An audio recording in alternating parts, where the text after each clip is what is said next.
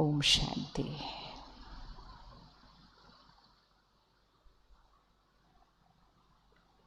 सारा दिन में हमें शरीर का ध्यान रखने के लिए बहुत कुछ करते हैं। इसको आराम के साधन देते हैं, इसको 7-8 घंटे नींद देते हैं, इसको 3-4 बार भोजन देते हैं, इसको एक्सरसाइज कराते हैं। इतना कुछ इसके लिए करते हैं, लेकिन फिर भी कभी कभी इसमें कुछ ना कुछ होता रहता है। और पिछले कुछ सालों से हम सब देख रहे हैं कि शरीर की बीमारियां बढ़ती जा रही हैं। और अगर डॉक्टर से पूछा जाए ऐसा क्यों, तो डॉक्टर कहते हैं जीवन शैली, लाइफस्टाइल। फिर हम अपनी लाइफस्टाइल को भी चेक कर लेते हैं, तो हम कहते हैं हम तो हेल्दी भोजन खाते हैं, हम तो कुछ तामसिक खाते भी नहीं हैं, और नशे की हमें कोई आदत नहीं है। तो फिर ऐसा क्यों? तो फिर डॉक्टर कहते हैं स्ट्रेस, मतलब मन की स्थिति। मतलब अगर हमें अपने शरीर का भी पूरे अच्छे से ध्यान रखना है, तो पहले हमें किसका ध्यान रखना पड़ेगा? उंगली रखो, कहाँ ध्यान रखना पड़ेगा? क्योंकि कंट्रोल कहाँ से है? यहाँ से है। आजकल लोग कहते हैं रिश्ते बड़े कॉम्प्लिकेटेड होते जा रहे हैं। पता नहीं कुछ भी करो ना वो हमें समझ पाते हैं ना हम उनको समझ पाते हैं। छोटी छोटी बातें बड़ी बड़ी गलत फहमियाँ ले आती हैं। और इतनी पुरुषार्थ, इतना मेहनत करते हैं एक दूसरे को खुश करने का, फिर भी सामने वाला खुश नहीं होता है। कहते रिश्ते बड़े कॉम्प्लिकेटेड होते जा रहे हैं। तो रिश्तों का कंट्रोल भी कहाँ है? रिश्तों का कंट्रोल भी यहाँ है। काम पर तो हलचल होती ही रहती है और प्रकृति तो उथल पुथल दिखा ही रही है। वैसे आप सब ने आज प्रकृति का शुक्रिया किया, इतना अच्छा मौसम दिया है हम सबको। शुक्रिया किया उस प्रकृति का? किया या नहीं किया शुक्रिया? हमेशा शुक्रिया करना चाहिए। अभी अगर बारिश हो रही होती ज़ोर से तो हम हाय हाय करते, हाय कितना बारिश है, हाय कितना शोर है। लेकिन सब अच्छा है तो हम शुक्रिया नहीं करते हैं। तो हमेशा शुक्रिया करना चाहिए। कहिए प्रकृति का शुक्रिया, कहिए प्रकृति का शुक्रिया, कहते रहना चाहिए। तो हमारे जीवन में जो कुछ हो रहा है उसका कंट्रोल यहाँ से होता है। हमारी हर सोच, अब इसको विजुअलाइज करना, हमारी हर सोच क्या क्या करती है। हमारी हर सोच सबसे पहले एक फीलिंग बनाती है। हम कहते हैं आज मुझे अच्छा नहीं फील हो रहा है, आज मुझे बहुत अच्छा फील हो रहा है, आज मुझे लो फील हो रहा है, आज मुझे हाई फील हो रहा है। तो ये जो फीलिंग जो हम महसूस करते हैं, जो हमारी भावनाएं हैं, वो हमारी हर सोच से शुरू होती है। तो सबसे पहली चीज़ जो हमारी सोच क्रिएट करती है वो है हमारी फीलिंग्स, हमारी भावनाएं। दूसरी चीज़, हमारी हर सोच हमारे शरीर के हर सेल तक जाती है। अब सिर्फ इसको विजुअलाइज करो। आपने एक संकल्प किया, मैं शक्तिशाली आत्मा हूँ, और उसकी वाइब्रेशन पूरे शरीर में फैल गई। और अगर मैंने एक संकल्प किया, ये बहुत मुश्किल है, मुझसे नहीं होता, ये यहाँ फैल गया। अगर मैंने एक संकल्प किया, मैं सबसे प्यार करती हूँ, प्यार की ऊर्जा यहाँ से फैल जाती है। अगर मैंने ये संकल्प किया, कोई मुझसे प्यार नहीं करता, कोई मुझे सम्मान नहीं करता, तो वो ऊर्जा भी क्या होगी? यहाँ फैल जाएगी। हर संकल्प की ऊर्जा शरीर तक फैल रही है। और फिर जो हम एक दूसरे के लिए सोचते हैं, आज तक बचपन से हमने सीखा था लोगों के साथ प्यार से बात करो, अच्छे से बात करो, उनके साथ अच्छे से व्यवहार करो, बिहेव वेल। तो हमने सोचा हम जैसा व्यवहार करते हैं, जैसा बोलते हैं, रिश्ते वैसे बन जाते हैं। तो हमने एक नई चीज़ सीख ली कि हम बहुत प्यार से हर एक से बात करते हैं, बहुत अच्छा उनसे व्यवहार करते हैं, लेकिन ज़रूरी नहीं है बहुत अच्छा उनके लिए सोचते हैं। आता है किसी को ये करना? बहुत अच्छा बोलो, बहुत अच्छा व्यवहार करो, और यहाँ थोड़ा थोड़ा दूसरा सोचो। आता है किसी को? हाथ उठाओ जिसको आता है। ओहो, आप में से किसी को नहीं आता? ऐसे नहीं हो सकता, ये नहीं हो सकता। इवन एक सिंपल चीज़ होती है, किसी को मिलते हैं हम कहते हैं आप बहुत अच्छे लग रहे हो आज, अंदर सोचते हो ये क्या पहना है, थोड़ी अच्छा लग रहा है इसके ऊपर। किसी को बोलते हैं हमारे घर ज़रूर आना, वो आ जाते हैं तो सोचते हैं ऐसे ही बोला और आ भी गए अपने आप। फिर कहते हैं चलो आए हो तो खाना खाने ज़रूर आना, खाना खा के जाना। तो सामने वाला आपने इतने प्यार से बोला, वो बैठ जाता है खाना खाने के लिए। फिर सोचते हो मेरे को इतना काम था, ये बैठ ही गए, मैंने तो सिर्फ बोला था एक बार, इसका मतलब थोड़ी था बैठ ही जाना है। कॉम्प्लिकेट क्रिएट कर देते हैं।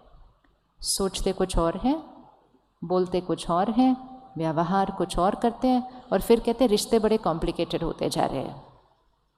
रिश्ते कॉम्प्लिकेटेड नहीं हो रहे हैं, शरीर की बीमारियां कॉम्प्लिकेटेड नहीं हो रही हैं। कॉम्प्लिकेशन कहाँ से स्टार्ट हो रही है? कहाँ से स्टार्ट हो रही है? वापस उंगली रखो उस पर, आज बहुत बार उंगली रखनी है ताकि पक्का हो जाए कि कंट्रोल रूम कहाँ है। तो जैसे ही हम यहाँ को कुछ ठीक करते हैं, जैसे ये इतना बड़ा हॉल है, देखो कितना सुंदर बनाया है और कितनी सारी चीज़ें इसमें फिट हुई हुई है बिजली की, लेकिन इस सब का कंट्रोल रूम एक छोटे से कोने में है यहाँ पर। लेकिन वो कोना किसी को दिखाई नहीं देता। सबको क्या दिखाई देता है? बाहर का हिस्सा दिखाई देता है, और ऐसा लगता है सब कुछ यहाँ से ठीक चल रहा है, क्योंकि कोने पे तो कभी गए नहीं थे देखने के लिए। अब जैसे ही इधर कुछ खराब होगा तो हमें कहाँ जाना होगा? हमें वहाँ जाना होगा। लेकिन मुझे अगर कंट्रोल रूम पता ही नहीं तो मैंने यहीं ठीक करने की कोशिश करनी है, और यही हम जीवन में कर रहे हैं। शरीर में कुछ आता है उसको वहीं ठीक करते हैं जो कि करना चाहिए, पर जहाँ से वो हो रहा था फिर वहाँ नहीं जाते हैं। किसी को हाथ में ब्लॉकेज होता है, सर्जरी भी करा लेते हैं, डॉक्टर कहते हैं अब ध्यान रखना नहीं तो फिर से हो जाएगा। ये लास्ट लाइन क्यों आती है? फिर से हो जाएगा। किसी को कैंसर होता है, डॉक्टर पूरी तरह से ठीक कर लेते हैं, फिर कहते हैं लाइफस्टाइल का ध्यान रखना नहीं तो फिर से हो जाएगा। हर बीमारी की फिर से होने की संभावना है। क्यों? क्योंकि बीमारी का कारण सिर्फ यहाँ नहीं था, वो कारण कहाँ था? यहाँ था। 3 लेयर होती है बीमारी बनने की।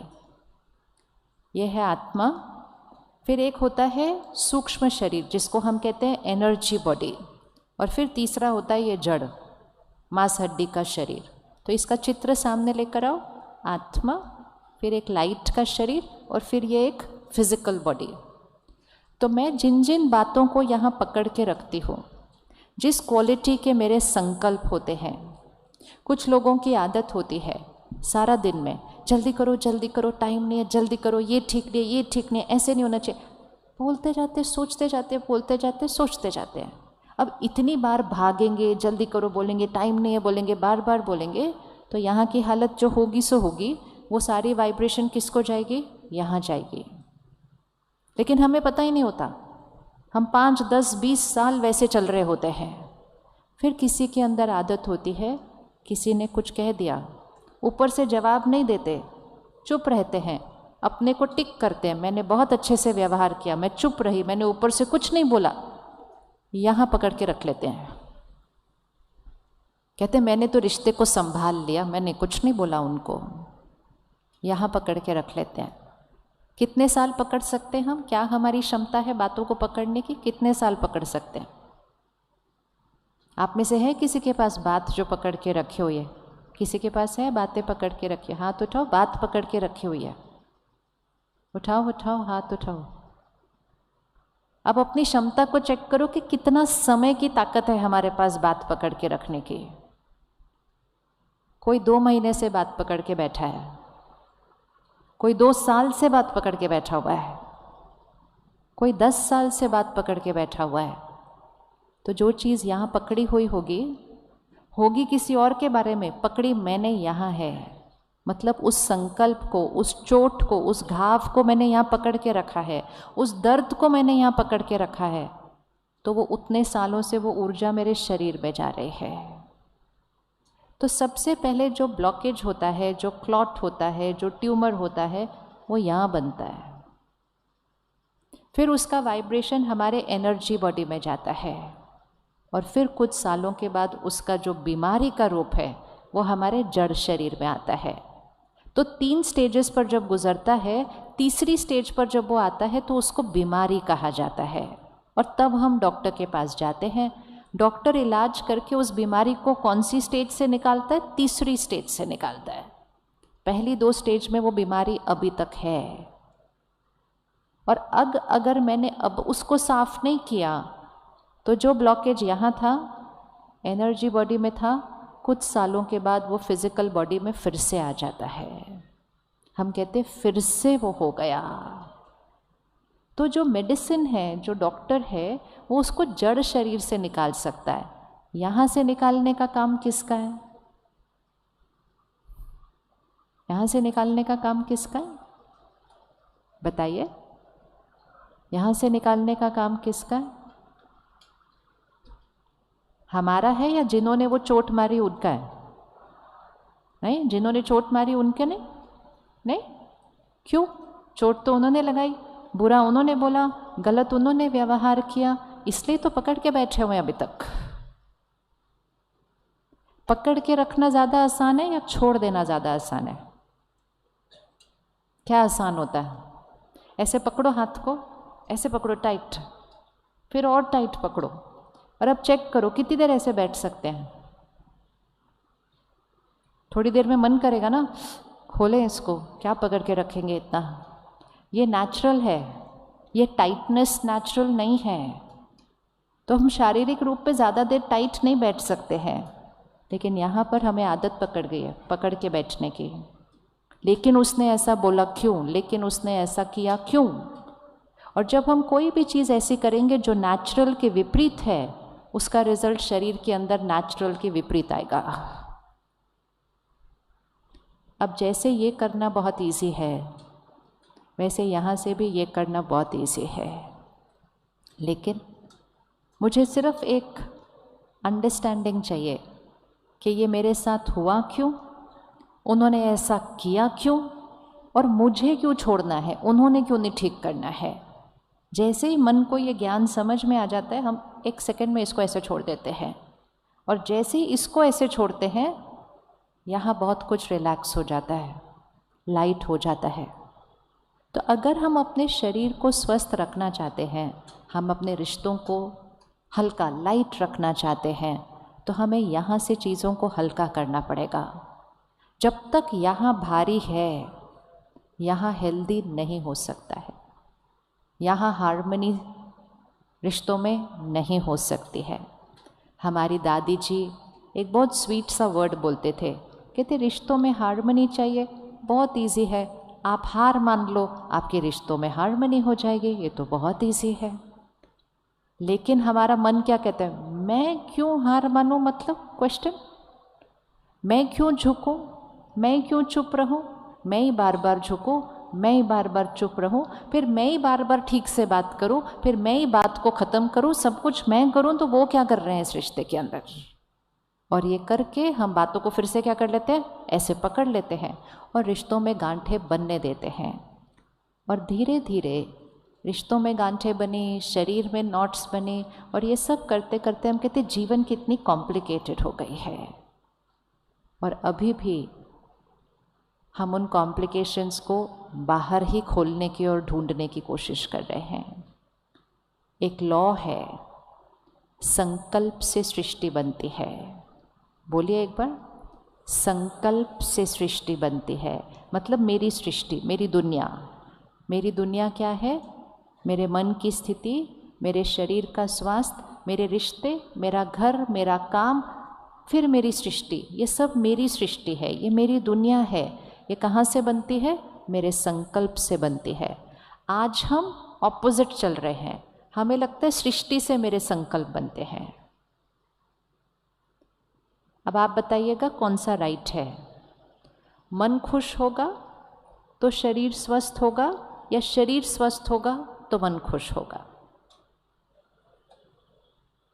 मन खुश होगा तो शरीर स्वस्थ होगा, या मेरा शरीर ठीक होगा तो मैं खुश होंगे? कौन सा? पहला वाला। पक्का? किस किस को लगता है पहला वाला, मन खुश होगा? अच्छा, मेरे रिश्ते अच्छे होंगे तो मैं खुश, या मैं हमेशा खुश तो रिश्ते अच्छे होंगे। हम कहते हैं ना यहाँ सब कुछ ठीक हो जाएगा ना तो मैं खुश, ऐसा होगा? या मैं यहाँ ठीक हो जाऊँ तो यहाँ सब ठीक हो जाएगा? कहाँ से जाना है? सृष्टि से संकल्प या संकल्प से सृष्टि? आजकल प्रकृति की उथल पुथल देख रहे? अब संकल्प क्या होगा? प्रकृति ठीक हो जाए तो हम खुश, या हम ठीक हो जाएं तो प्रकृति ठीक हो जाएगी? कारण कहाँ है? इसलिए समय आ गया है कि उस कंट्रोल रूम में थोड़ा सा जाना शुरू करते हैं और अपनी सोच को सरल बनाना शुरू करते हैं। हमारी सोच कॉम्प्लिकेटेड हो गई है, जीवन नहीं। जिंदगी को आसान नहीं बनाना है, सिर्फ अपनी सोच को सरल और सहज बनाना है। जिंदगी तो पहले भी आसान थी, आज भी बहुत आसान है, अब तो साथ साथ कंफर्टेबल भी हो चुकी है। आप में से कौन कौन उस समय थे जब आज के मेजॉरिटी खिलौने नहीं थे? रसोई में मेजॉरिटी चीज़ें जो आज हैं वो नहीं थी, जिसको हम कह सकते थे कि उस समय जीवन फिर भी थोड़ा सा मुश्किल था। क्या हम आज सोच सकते हैं कि बिना फ़ोन के हम कैसे रहते थे? कल हम एयरपोर्ट पे थे, कोई मिल नहीं रहा था, हमने कहा फ़ोन के टाइम, जब फ़ोन नहीं था, ये एक दूसरे को एयरपोर्ट पे ढूंढते कैसे थे? अभी तो हर 1 मिनट के बाद अभी मैं इधर, अभी मैं इधर, अभी मैं हाँ, अभी मैं वहाँ। अभी फ़ोन के बिना कैसे करते थे ये लोग ये सब कुछ? मतलब हम भी उसी में थे, फ़ोन के बिना। इमेजिन करो, रेलवे स्टेशन पे पहुंचो और आपके पास फ़ोन नहीं है, और जो आपको लेने आ रहा है उसके पास भी फ़ोन नहीं है। अब ये एक दूसरे को ढूंढते कैसे थे स्टेशन पर? लेकिन इतना कुछ होता था। और बाकी एक शहर से दूसरे शहर जाओ, फिर पहुंचो, फिर पत्र भेजो, तो 15 दिन बाद पता चलता था पहुंच गए। उसको कह सकते थे जीवन मुश्किल थी, लेकिन उस समय हमें कोई टेंशन नहीं थी। राइट है? राइट है? क्योंकि वो बाह्य रीति से मुश्किल थी, लेकिन यहाँ बहुत सरल थी। 10-10 लोग एक घर में रह सकते थे, मकान छोटे थे, पैसा कम था, साधन थे नहीं, और फिर भी 10-10 लोग एक घर में रह सकते थे। और कोई कहे कि हम आते हैं, कहते आ जाओ। सामने वाला कहता जगह है, कहते बहुत जगह है। वो बहुत जगह कहाँ थी? वो बहुत जगह कहाँ थी? कमरों में तो जगह नहीं थी, तो वो बहुत जगह कहाँ थी? वो यहाँ सोच में बहुत जगह थी, क्योंकि हमारी सोच बहुत ऊंची थी। भाई बहन, भाई भाई कहते ये मकान मेरा है सो आपका है, ये ज़मीन मेरी है, आप ले लो, आप इस पे बना लो। सोच ऊंची थी। आज कहते इतना ये मेरा हिस्सा है, सामने वाला देने के लिए रेडी नहीं होता तो वकील का नोटिस भेज देते हैं।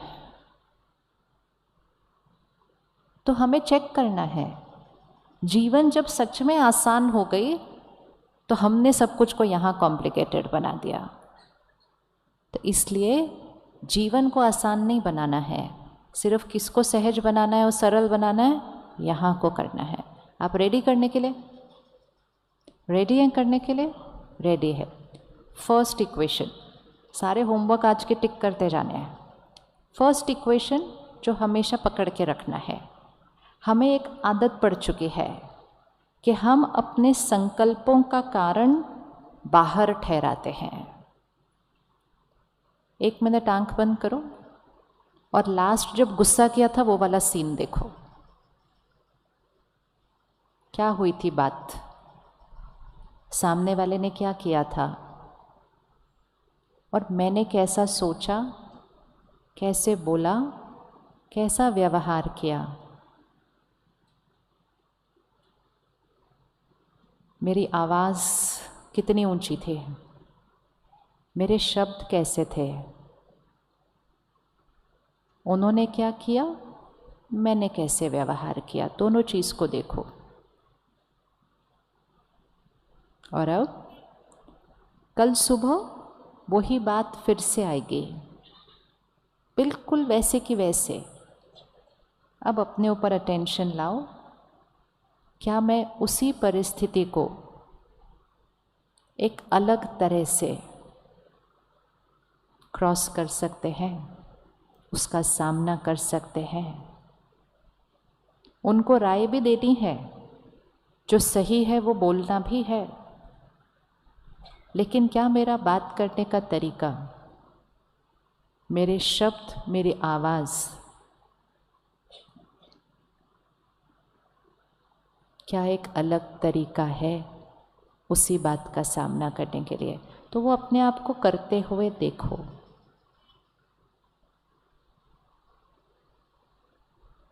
किस किस को लगता है एक अलग तरीका पॉसिबल है? ऑप्शन तो है, हाथ उठाइए। पॉसिबल है, पॉसिबल है, इजी। लेकिन उस दिन जब हमने गुस्सा किया था और किसी ने हमसे पूछा क्या बात है, इतना गुस्सा क्यों, तो उंगली किसके ऊपर गई? उंगली किसके ऊपर रखी थी?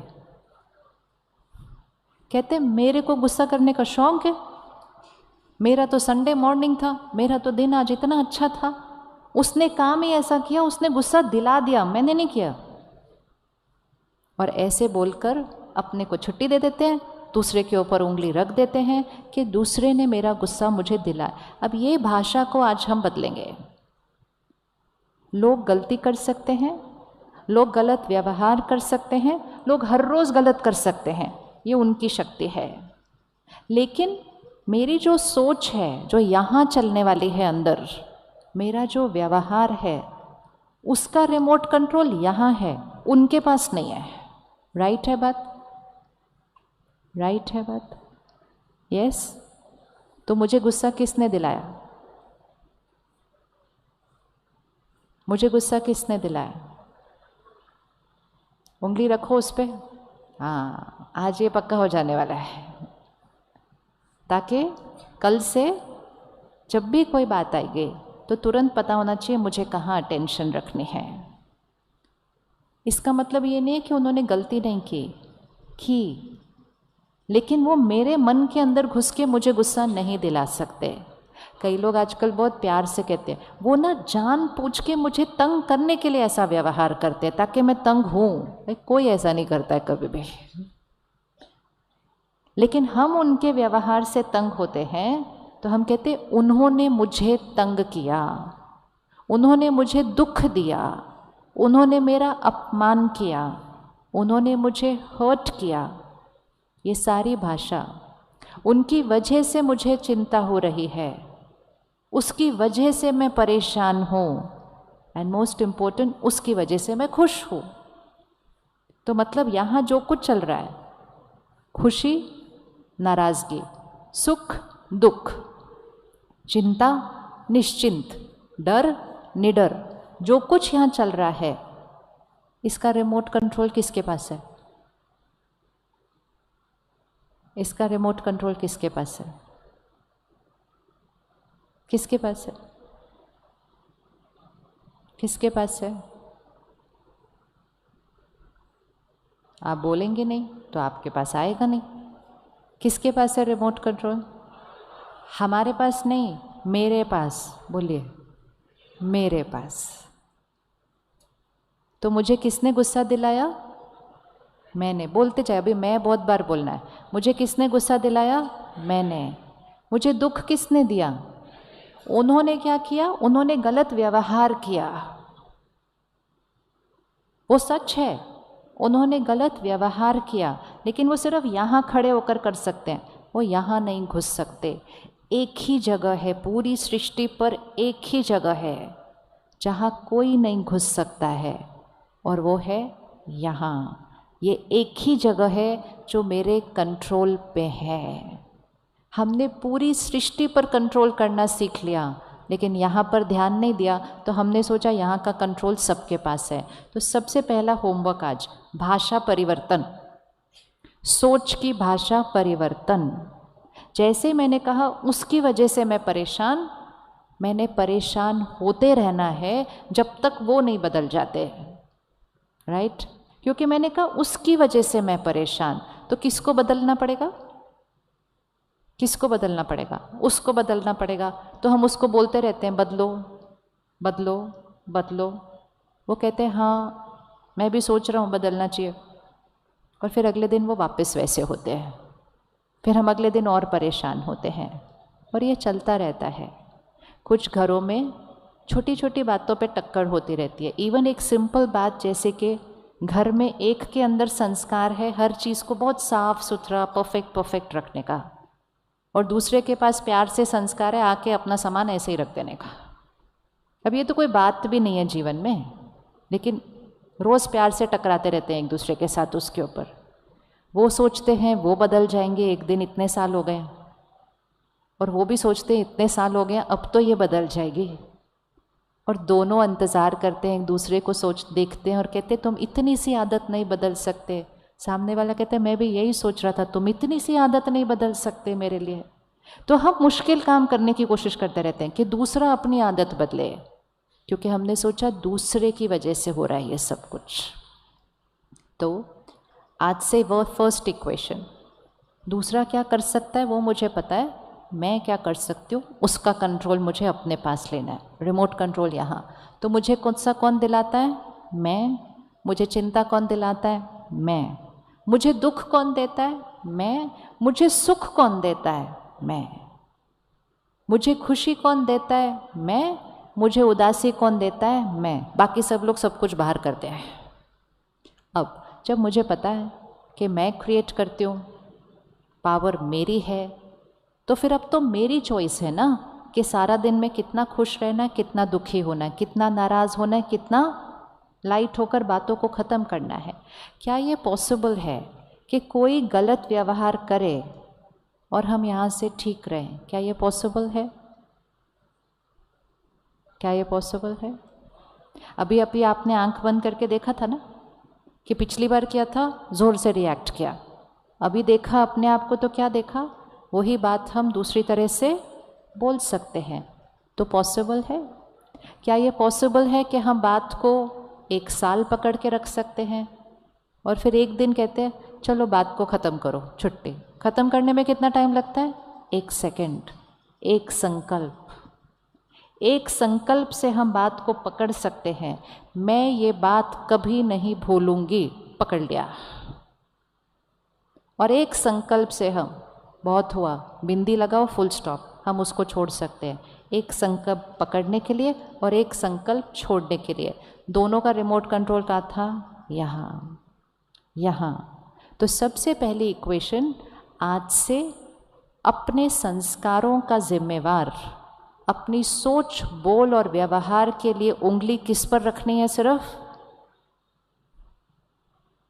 बाहर नहीं।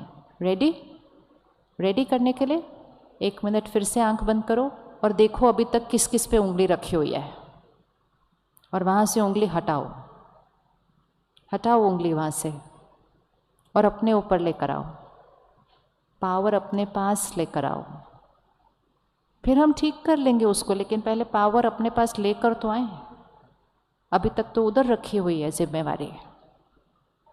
मैंने किस किस पर उंगली रखी, इसकी वजह से मुझे ऐसा लगता है, इनके इस व्यवहार की वजह से मुझे ऐसा होता है, ये पढ़ते नहीं इसलिए मुझे चिंता होती है। उंगली हटाइए और अपनी पावर को देखिए। ये पढ़ते नहीं तो हम चिंता भी कर सकते हैं, वो भी हमारी चॉइस है। और ये पढ़ते नहीं तो इनके लिए रोज़ हम प्रार्थना, मेडिटेशन और दुआ भी कर सकते हैं ताकि वो बहुत अच्छे से पढ़ना शुरू कर दे, ये भी हमारी चॉइस है। ये बार बार मुझे ताने मारते हैं, दुखी होना, ये भी मेरी चॉइस है। और ये बार बार ताने मारते हैं तो मन में एक संकल्प से उनको दुआ देना और उनके मन की शक्ति को भी बढ़ा देना, ये भी मेरी चॉइस है। वो गलत व्यवहार कर रहे हैं, उनकी चिंता करना, ये भी मेरी चॉइस है। वो गलत व्यवहार कर रहे हैं तो परमात्मा को याद करके उनको मन से सही निर्णय लेने की दुआ देना, ये भी मेरी चॉइस है। पावर किसके पास है? मेरे पास है। हमारे संकल्पों से हमारी सृष्टि बनती है और हमारे संकल्प जो हम दूसरों के लिए करते हैं उससे उनके संस्कार बन जाते हैं। तो हमें बहुत ध्यान से सोचना शुरू करना है। खुशी जिसके लिए हम इतनी मेहनत करते रहते हैं, इतना कुछ खरीदते रहते हैं, इधर उधर घूमने जाते हैं, सोचते हैं कहीं तो खुशी मिलेगी। खुशी सिर्फ एक चीज़ से मिलती है, हर परिस्थिति में सही सोचने से। सही सोच, अगर हर परिस्थिति को लाइट अच्छे से सोच के क्रॉस कर लिया, मन चित्त हमेशा खुश, हमेशा खुश। तो पहला होमवर्क क्या है? उंगली वहाँ नहीं, ये किसकी वजह से? मेरी वजह से। और दूसरा, जब पता है मेरी वजह से है तो फिर चेंज भी किसने करना है? चेंज किसने करना है? मुझे करना है। और उसके लिए मुझे यहाँ की वर्किंग है वो समझ में आनी चाहिए। हम आज दिन तक अपने आप को एक नाम, शरीर, रोल, रिश्ता यही समझते आए हैं और दूसरों को भी नाम, शरीर, रोल, रिश्ता ही देखते हैं। और उस रोल और रिश्ते के अनुसार हम एक दूसरे से बहुत सारी एक्सपेक्टेशंस, अपेक्षाएं रखते हैं। ये सब कुछ दिखाई देता है, लेकिन ये सब कुछ करने वाली शक्ति आत्मा है। कौन हूँ मैं? कौन हूँ मैं? आत्मा है। आत्मा अजर, अमर, अविनाशी है। आज इस शरीर में है, एक सेकेंड में इस शरीर को छोड़ेगी, कहाँ चली जाएगी? कहाँ चली जाएगी? आत्मा एक शरीर छोड़ती है, कहाँ चली जाएगी? आत्मा माँ के गर्भ में प्रवेश करके दूसरे शरीर में चली जाएगी। क्या हम सब लोग एक दिन शरीर छोड़ेंगे? किस किस को पक्का है? गुड। अब ये तो पक्का है, साथ में ये याद रहना चाहिए, साथ में क्या लेकर जाएंगे? साथ में क्या लेकर जाएंगे? साथ में क्या लेकर जाएंगे? तो दुनिया कहती है कुछ नहीं लेकर जाते साथ में। किसी के अंतिम संस्कार पर हम जाते हैं, प्रार्थना सभा पर जाते हैं, तो कहते कुछ भी तो कोई साथ नहीं लेकर जाता, सब कुछ तो पीछे रह जाता है। बहुत वैराग्य आता है हमारे को उस दिन कि सब कुछ तो पीछे रह जाता है। क्या क्या पीछे रह जाता है? शरीर, वो तो उसी दिन ख़त्म कर दिया जाता है। शरीर पीछे रह जाता है, परिवार पीछे रह जाता है, सब कुछ जो हमने कमाया वो पीछे रह जाता है, वो बातें जो हमने पकड़ी हुई थी, वो परिस्थितियां भी पीछे रह जाती है। साथ में क्या जाता है? मेरे संस्कार और मेरे कर्म। बोलिए, साथ में क्या जाएगा? मेरे संस्कार और मेरे कर्म। इस बात को दिन में कितनी बार अपने आप को याद दिलाना चाहिए? मेरे संस्कार और मेरे कर्म मेरी परमानेंट प्रॉपर्टी है, यही मेरे साथ जाती है। यही दो चीज़ें मेरे इस जीवन का भाग्य बना रही हैं, यही दो चीज़ें मेरे साथ जाएंगी और यही दो चीज़ें हर जन्म में मेरा भाग्य बनाती हैं और ये दो चीज़ें यहाँ कंट्रोल रूम में चलती हैं। इसी तरह जो आपके आसपास हैं वो भी एक आत्मा है, वो भी आज आपके घर में उस रिश्ते में है। आज वो आपके पति हैं, पत्नी हैं, बच्चे हैं, भाई बहन हैं। हम बहुत आसानी से उनकी तरफ देखते हैं और हम कहते हैं पति ऐसे नहीं होने चाहिए, ऐसे होने चाहिए, बच्चे ऐसे नहीं होने चाहिए, ऐसे होने चाहिए। जो आपके लिए काम करते हैं कहते हैं ये ऐसे नहीं होने चाहिए, ऐसे होने चाहिए। लोग रिश्ता नहीं है, लोग रोल नहीं है, लोग आत्मा है जो वो रिश्ता और रोल प्ले कर रहे हैं। हर आत्मा के 5 प्रकार के संस्कार हैं। इसको पक्का कर लो, लोगों को समझना बहुत आसान हो जाएगा, क्योंकि खुद को समझना आसान हो जाएगा। कितने टाइप ऑफ संस्कार हैं? 5। तो इसको विजुअलाइज करें। एक सीडी है, 5 फोल्डर है, 5 प्रकार के संस्कार हैं। पहला संस्कार जो मैं आत्मा अपने पूर्व जन्मों से अपने साथ लेकर आती हूँ। बच्चा पैदा होता है, उसके संस्कार होते हैं। क्या आपको बच्चों के संस्कार छोटी उम्र में दिखाई देते हैं? हाँ, किस किस के बच्चे हैं? कौन सी उम्र में संस्कार दिखाई देते हैं? कोई बच्चा मुस्कुराता है, कोई बच्चा जल्दी जल्दी रोता है, कोई बच्चा हर एक के पास प्यार से चला जाता है, कोई बच्चा थोड़ा सा कोई नज़दीक आता है तो रोने लगता है। फिर जैसे जैसे 1-2 साल के होते हैं, कोई बच्चा अपनी सब चीज़ दूसरों के साथ शेयर करता है, कोई बच्चा अपनी चीज़ों को ऐसे पकड़ लेता है। कोई बच्चे को कुछ बोल दो तो 1 सेकंड में भूल जाता है, कोई बच्चे को कुछ बोल दो आधा घंटा रूठा रहता है। उसको सिखाया नहीं किसी ने ये सब। कोई बच्चा निडर होता है, अंधेरे में भी बाहर चला जाता है, और कोई बच्चे के पास डर का संस्कार होता है, अपने घर में भी कमरे में अकेले नहीं रह पाता है। किसी ने सिखाया नहीं कि डरना है, नहीं डरना है, किसी ने नहीं सिखाया। वो संस्कार उस बच्चे के पास है, अर्थात उस आत्मा के पास है। कहाँ से लेकर आए? कहाँ से लेकर आए वो संस्कार? वो संस्कार हम पूर्व जन्म से लेकर आए। तो पहला फोल्डर कौन सा है? पूर्व जन्म के संस्कार, बहुत बड़ा फोल्डर है। दूसरे प्रकार के संस्कार जो हमें अपने माता पिता और परिवार से मिलते हैं। मिलते हैं संस्कार, परिवार से मिलते हैं संस्कार। यस, हम कहते हैं ये आदत मेरी इनके जैसी है, ये इनके जैसी है। दूसरा फोल्डर। तीसरा फोल्डर वातावरण, संग का रंग। संग के रंग में क्या क्या आता है? संग का रंग से संस्कार बनते हैं ना, उसमें क्या क्या आता है? दोस्त, मोहल्ला, कौन से देश, कौन से शहर में हम रहते हैं, हम कौन से स्कूल में जाते हैं, हमारे दोस्त कौन से होते हैं। एंड फिर आजकल तो संग का रंग हमारी पॉकेट में चलता है। कौन है हमारा संग का रंग सबसे ज़्यादा आजकल? हमारा फ़ोन, मीडिया। तो तीसरा बहुत बड़ा फोल्डर संस्कारों का है संग का रंग। चौथा फोल्डर, इस 3 फोल्डर में कोई भी तरह का संस्कार आया हो, मुझ आत्मा के पास शक्ति है कि मैं किसी भी संस्कार को बदल सकती हूँ। 4th फोल्डर मतलब अपनी विल पावर से क्रिएट किया गया संस्कार, अपनी इच्छा शक्ति से बदला गया संस्कार। और 5वां फोल्डर, सबसे इम्पोर्टेंट फोल्डर। पहला फोल्डर क्या था? पूर्व जन्म, परिवार, वातावरण, इच्छा शक्ति। 5वां फोल्डर मुझ आत्मा के ओरिजिनल संस्कार, मेरे निज संस्कार। पिछले जन्म के नहीं, किसी से मिले हुए नहीं, किसी के प्रभाव में आने से नहीं, लेकिन मुझ आत्मा के निज ओरिजिनल संस्कार। जैसे ये कपड़ा है, इसका ओरिजिनल कलर वाइट है,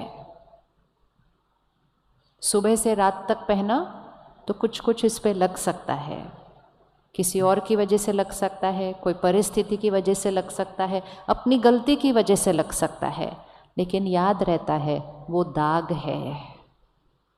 लेकिन निज कलर कौन सा है?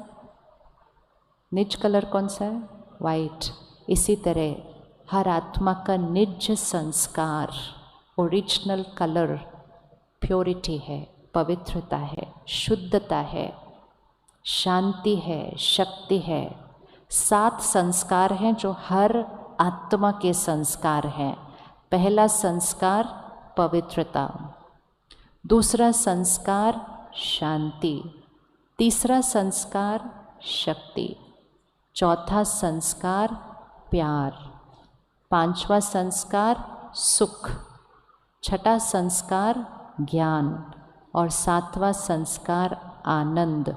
सतोगुणी हर आत्मा है, हर आत्मा सतोगुणी है। कौन से 7 संस्कार हैं हमारे? बोलेंगे हम एक बार अभी। मैं पवित्र आत्मा हूँ। बोलिए, यहाँ रिकॉर्ड हो जाएगा। मैं कौन सी आत्मा हूँ? मैं पवित्र आत्मा हूँ। क्या होती है पवित्र आत्मा? पवित्र आत्मा अर्थात स्वार्थ नहीं, पवित्र आत्मा अर्थात दाग नहीं, पवित्र आत्मा अर्थात मन में मैल नहीं, मन में कोई छल कपट नहीं, पवित्र आत्मा कोई राग द्वेष नहीं, पवित्र शुद्ध निस्वार्थ सबको देने वाली। मैं पवित्र आत्मा हूँ। दूसरा, मैं शांत स्वरूप आत्मा हूँ। बोलेंगे एक बार, मैं शांत आत्मा हूँ। सारा दिन शांति बाहर ढूंढ रहे हैं। शांत आत्मा अर्थात हर परिस्थिति में शांत रहकर उस परिस्थिति को क्रॉस करते हैं। तीसरा, मैं शक्तिशाली आत्मा हूँ।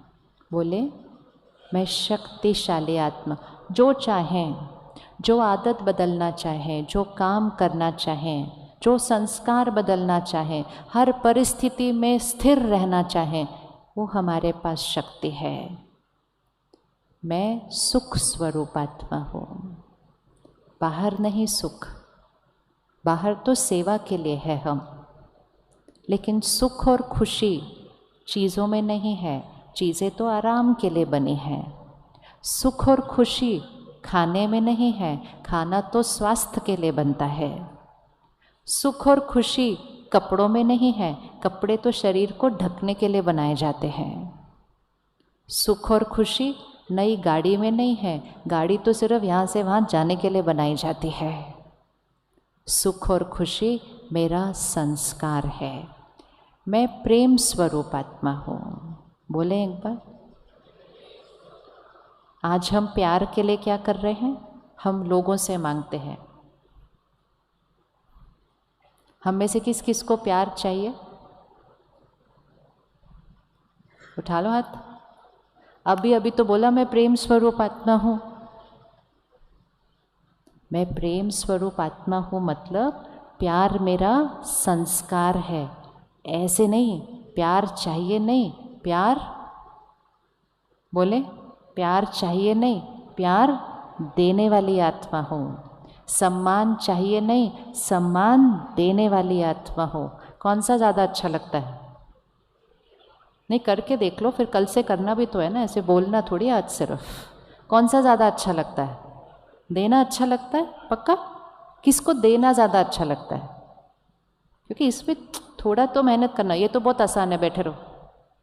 जैसे अभी आप बाहर जाएंगे तो कुछ लोग होते हैं जो पैसे मांगने के लिए ऐसे खड़े होते हैं। उनका जीवन बहुत आसान है, सिर्फ खड़े होना है और इकट्ठे करना है। आपका जीवन में मेहनत है, काम करेंगे, मेहनत करेंगे, कमाएंगे। वो मेहनत नहीं कर रहे, वो सिर्फ ऐसे खड़े हैं। जो आएगा थोड़ा सा डाल के चला जाएगा। कौन सा ज़्यादा आसान है?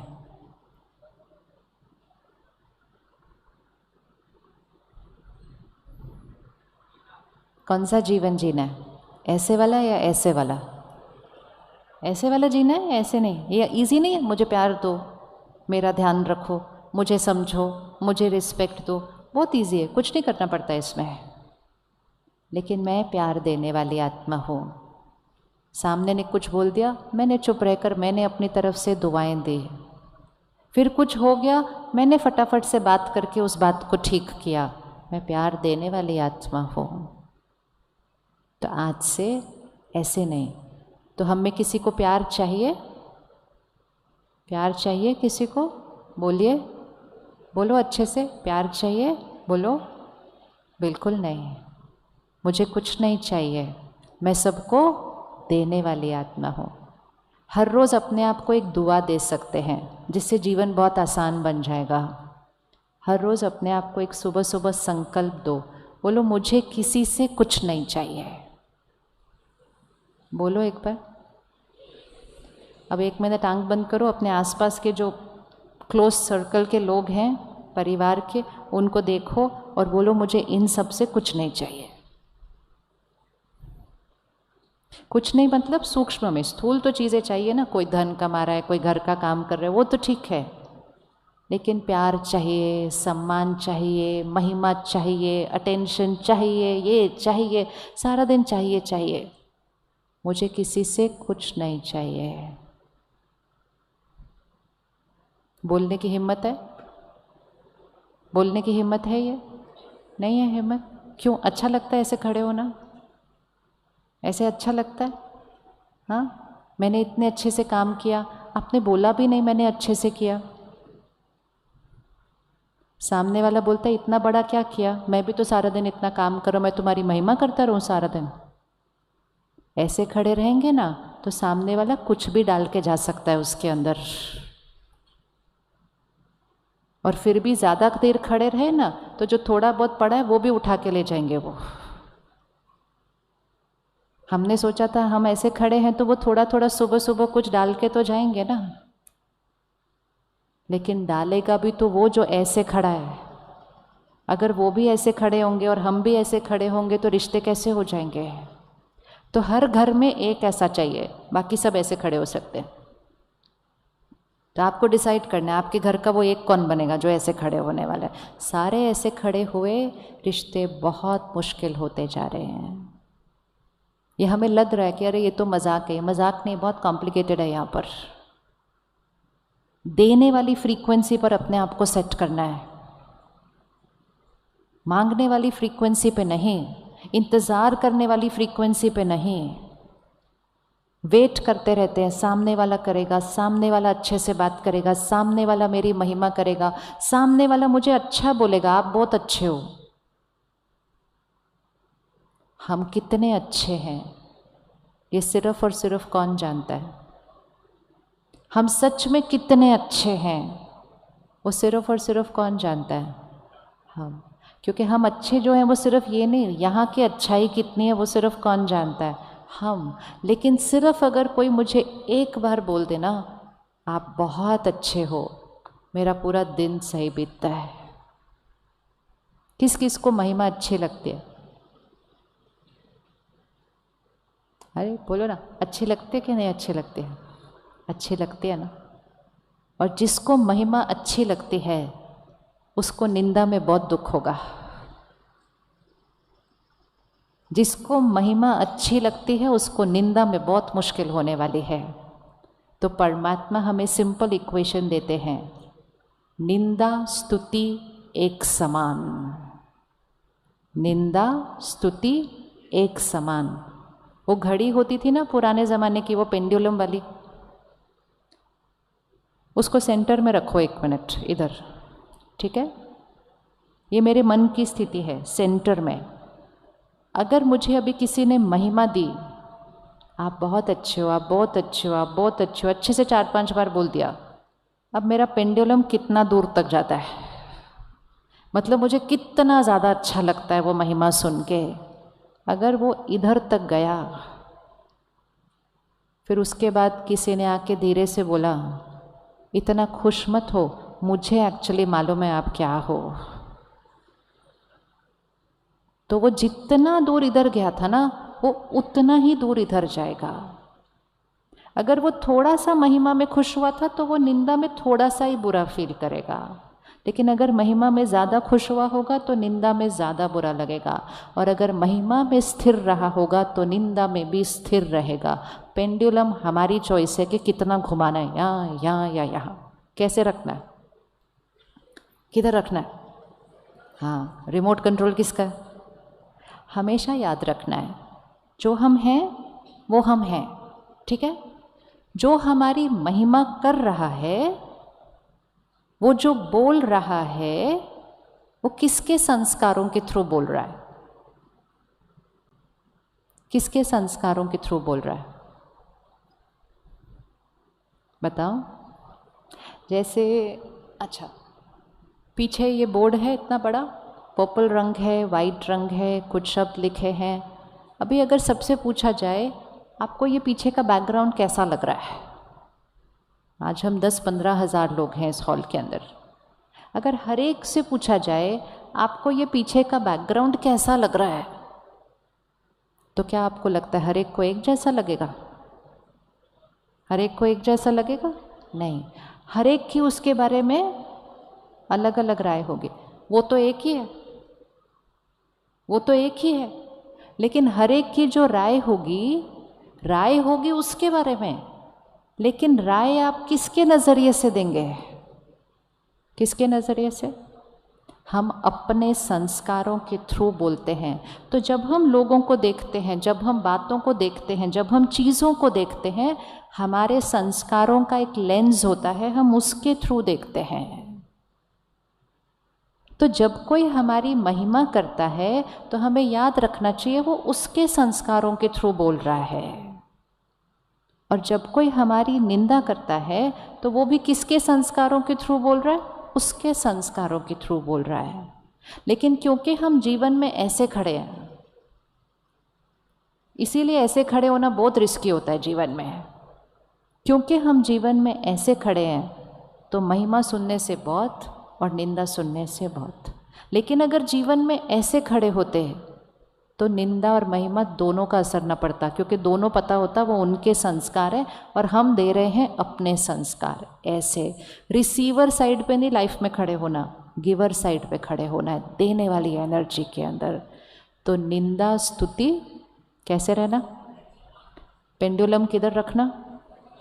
अच्छा, तो जब आप आज घर जाओगे, अगर किसी ने बोला क्या बेकार खाना बनाया, ऐसे कोई सब्जी बनाता है, तो ठीक रह लेगा पेंडुलम?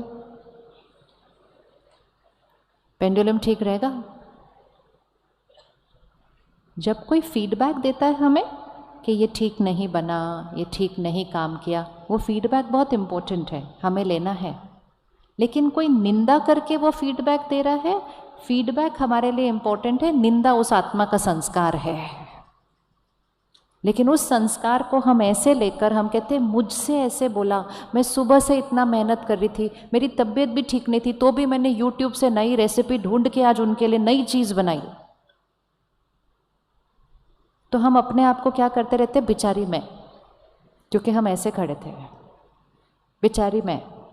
ये जो बेचारापन है ना, ये हमारे मन की स्थिति को क्या करता रहता है, ऐसे, क्योंकि हम ऐसे खड़े थे, सोचा था आज बहुत सारी महिमा मिलेगी, बहुत सारा, क्योंकि खाना बनाते बनाते वाहवाही तो पहले से सुनाई देने लग जाती है ना कानों को। आज बोलेंगे क्या बनाई है चीज़, कितनी अच्छी बनाई है, कितनी एक्सपेक्टेशन।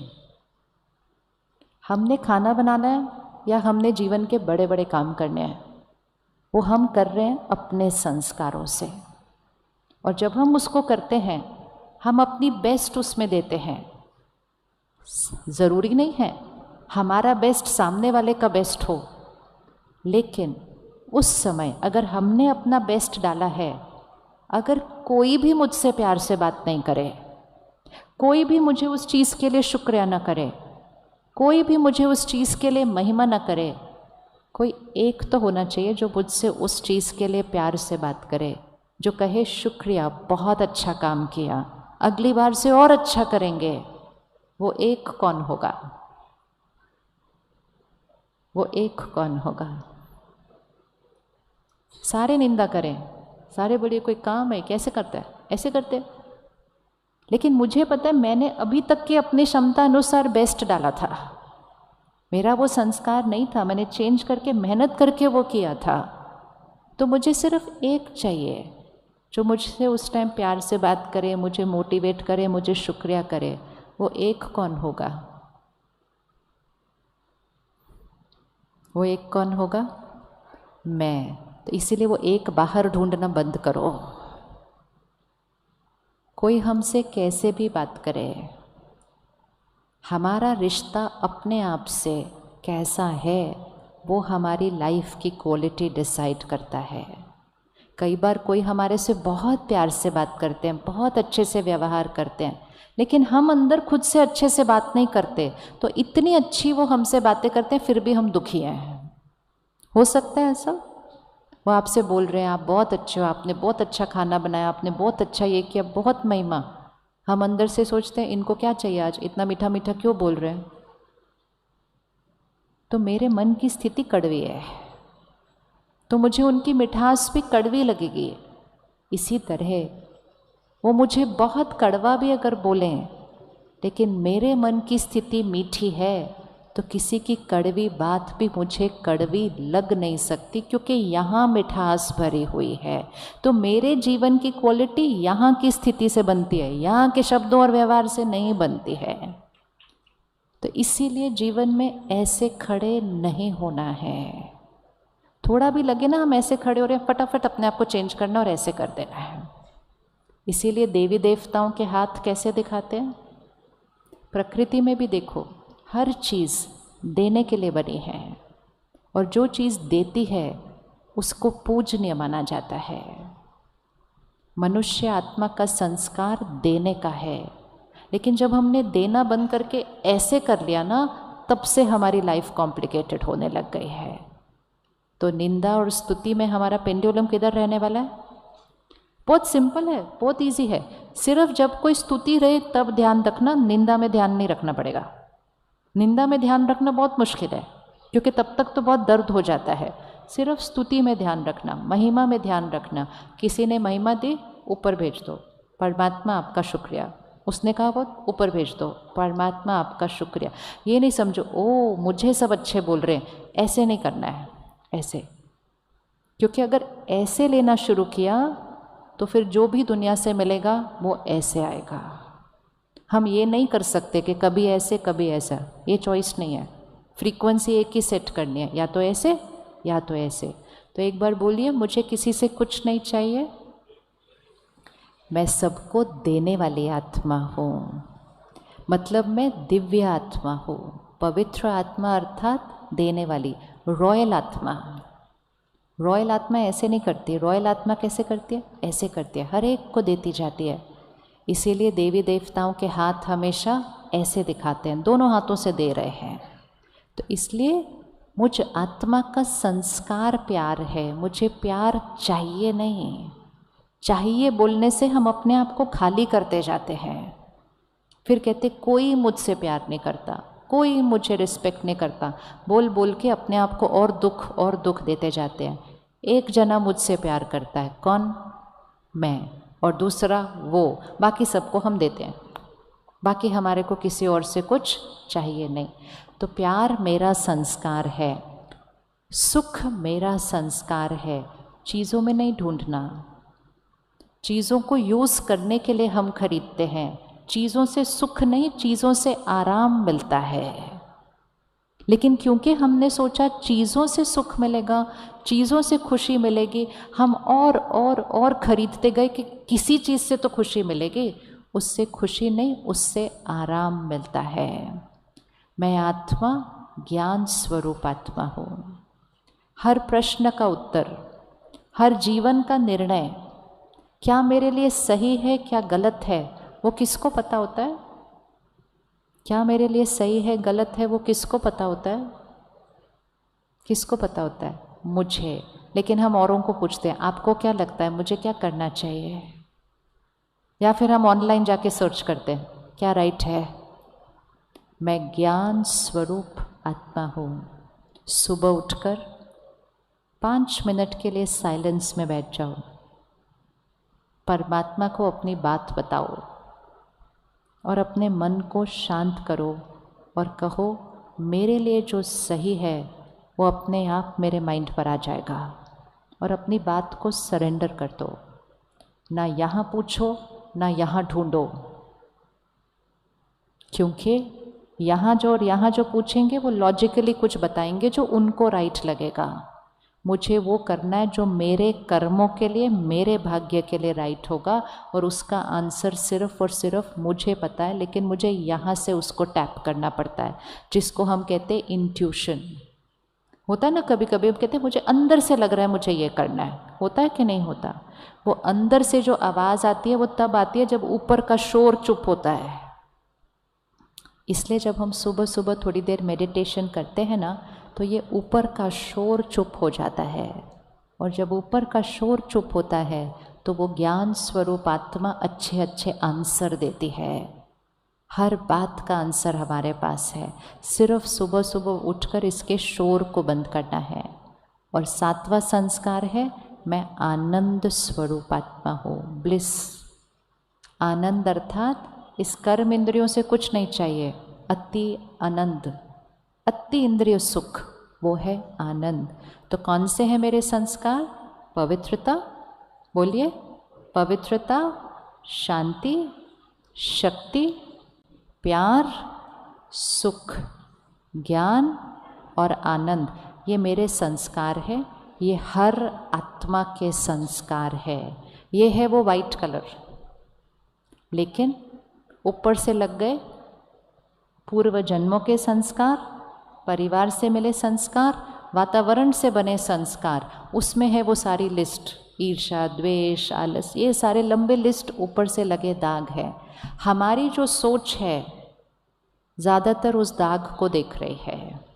हमारा जो रिएक्शन है वो भी उस दाग के लिए है।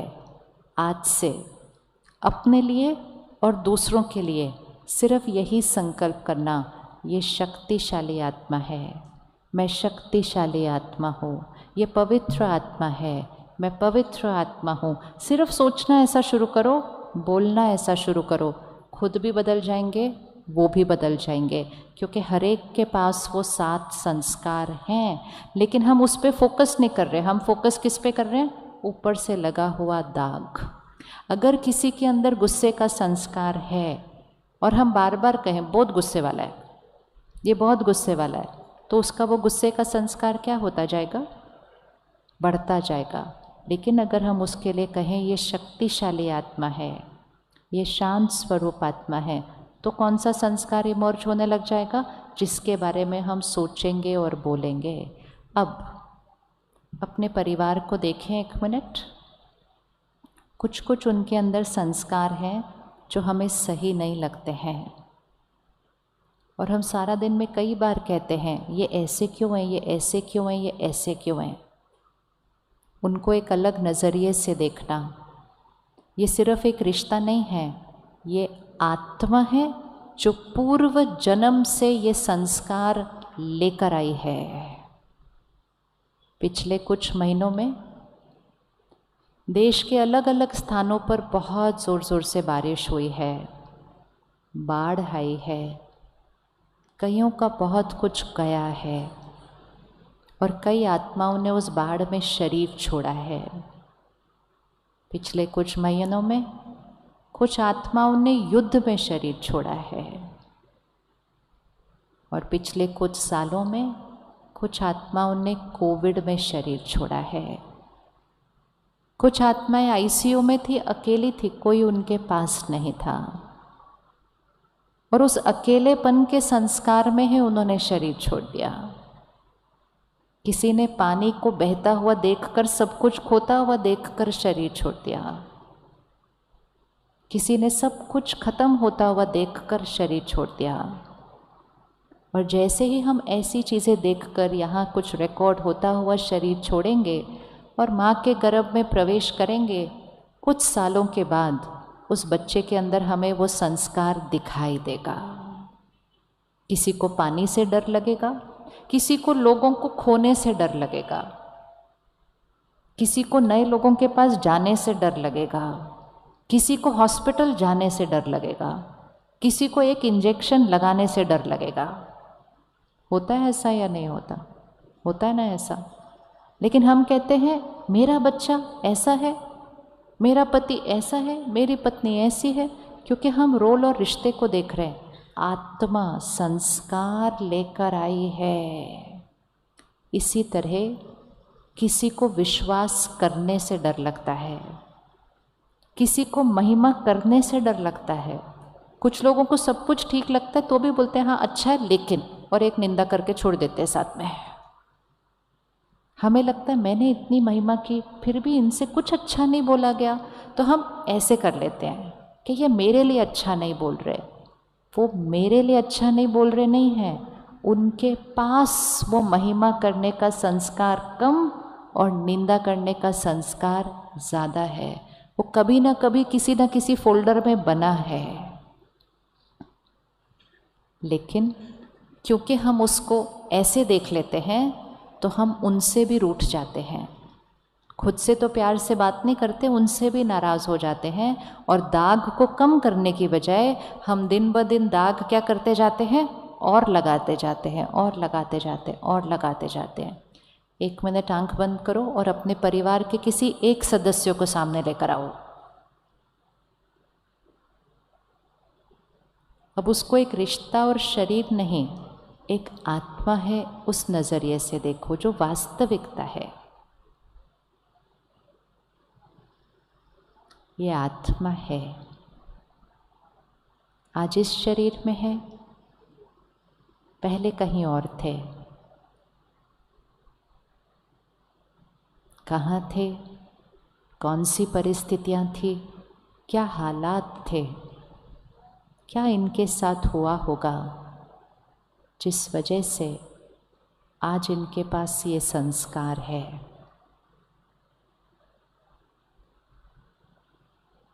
अब फर्स्ट स्टेप, उनको देखते हुए उनसे कहिएगा मन में, मैं आपको अब समझती हूँ। आई अंडरस्टैंड यू। अंडरस्टैंड मतलब मुझे समझ आ गया है कि आपकी नेचर ऐसी क्यों है।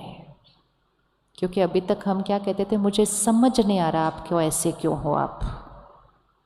उनको कहो मन से, उस पुराने घाव को ख़त्म करो, बोलो मैं आपको समझती हूँ आप ऐसे क्यों हैं। आई अंडरस्टैंड यू। दूसरा, आई एक्सेप्ट यू। मैं आपको स्वीकार करती हूँ। स्वीकार मतलब बहुत प्रश्न उठाए मैंने आपके संस्कारों पर, आपको बहुत रिजेक्ट किया, लेकिन आज मुझे समझ आया है ये किसी न किसी हालात में ये संस्कार बना था। I understand you, I accept you. और तीसरा, अब मैं आत्मा आपको दुआएं देती हूँ। अब ये बहुत ध्यान से करना है। जो संस्कार उनके पास अभी है, जो किसी परिस्थिति में कभी न कभी बना, मुझे उस संस्कार के घाव को बदलने के लिए उनको एक नए संस्कार की दुआ देनी है। अर्थात अगर किसी के पास डर का संस्कार है तो आप उसको देखेंगे और उसको कहेंगे, आप शक्तिशाली निर्भय आत्मा है। मतलब जो नया संस्कार। किसी के अंदर गुस्से का संस्कार है, आप शांत स्थिर आत्मा है। अपनी दुआ को अभी फिक्स कीजिएगा। ये शक्ति है हमारे पास, हम दूसरे के दूसरे संस्कार को चेंज कर सकते हैं। किसी के अंदर गलतियां और कमजोरियां देखने का संस्कार है, उनको कहना आप प्रेम स्वरूप आत्मा हो, आप हर एक के अंदर अच्छाई देखते हो।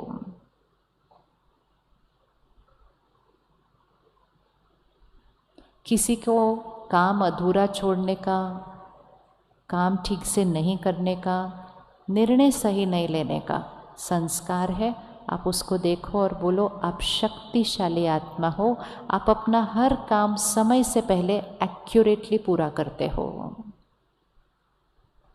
जिस संस्कार को चेंज करना है उस संस्कार के लिए दुआ दे दीजिए।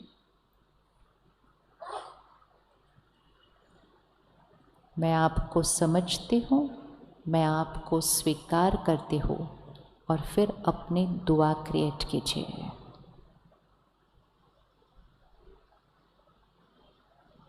ओके, हाथ उठाओ। मिल गया कैसे वो दुआ बनानी है? मिल गया? किस किस को पता चल गया क्या दुआ बनानी है? हाथ उठाओ। बहुत ईजी है, बहुत ईजी है।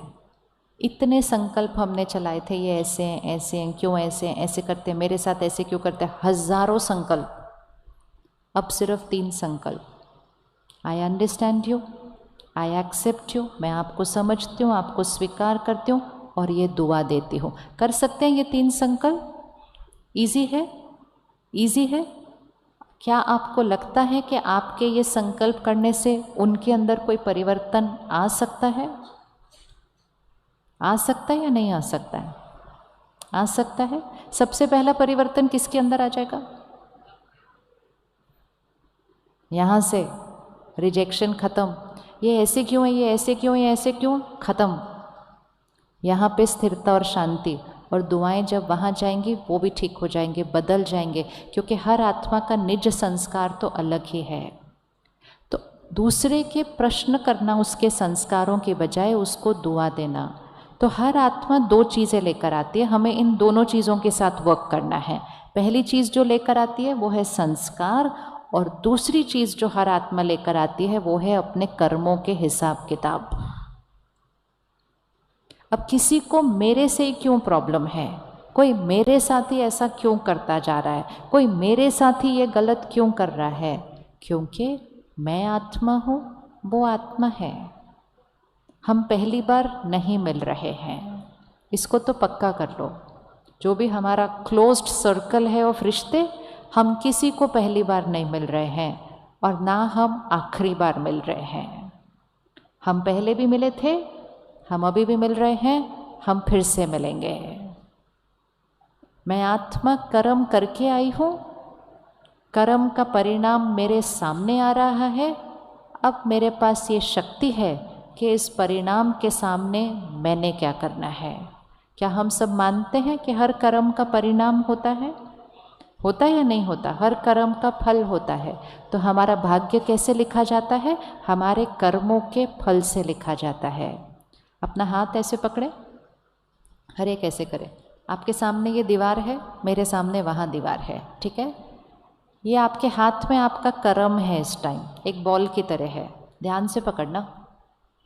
आपकी पावर अभी ही है सिर्फ।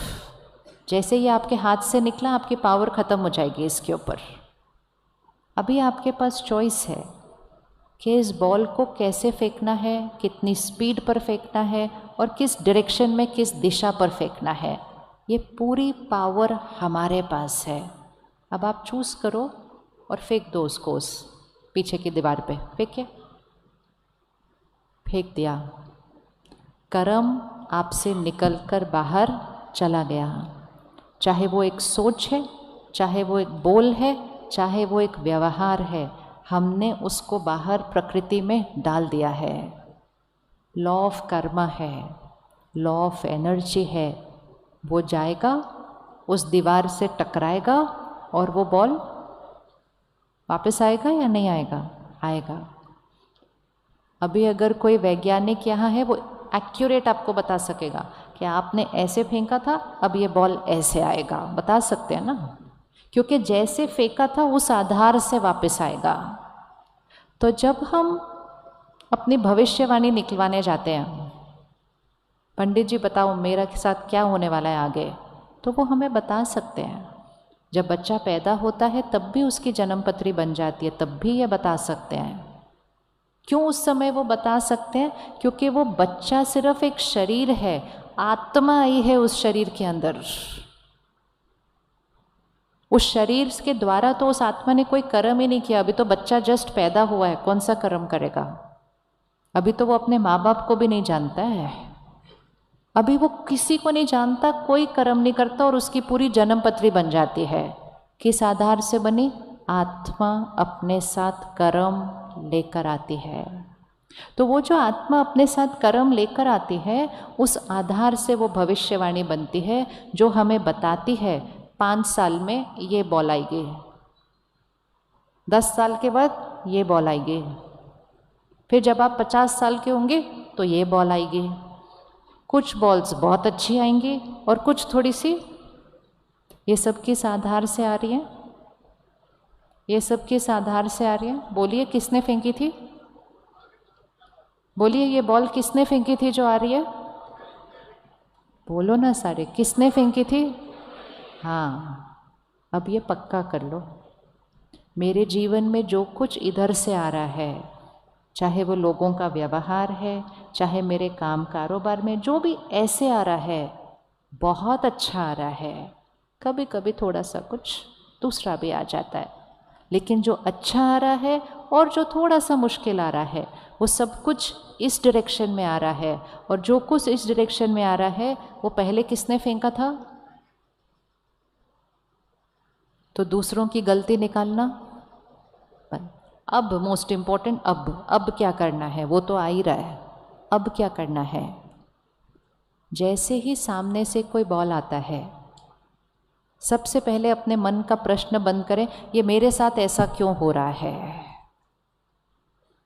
शरीर की कोई बीमारी निकल आती है, रिश्तों में कोई बात आ जाती है, काम कारोबार में कुछ होता है, पहले मन कहता है ये मेरे साथ ऐसा क्यों हुआ। सबसे पहले मन को उत्तर दो, संकल्प की शक्ति को बचाओ और अच्छा सोचना शुरू करो। ये मेरे साथ क्यों हुआ? उत्तर, ये मेरे साथ क्यों हुआ, उसका आंसर क्या है? ये मैंने ही, ये मेरे पास वापस आ रहा है। इधर उधर उंगली रखना बंद। उंगली कहाँ जाएगी वापस? मेरा कर्म। अब क्या करना है? ये पावर है मेरे पास।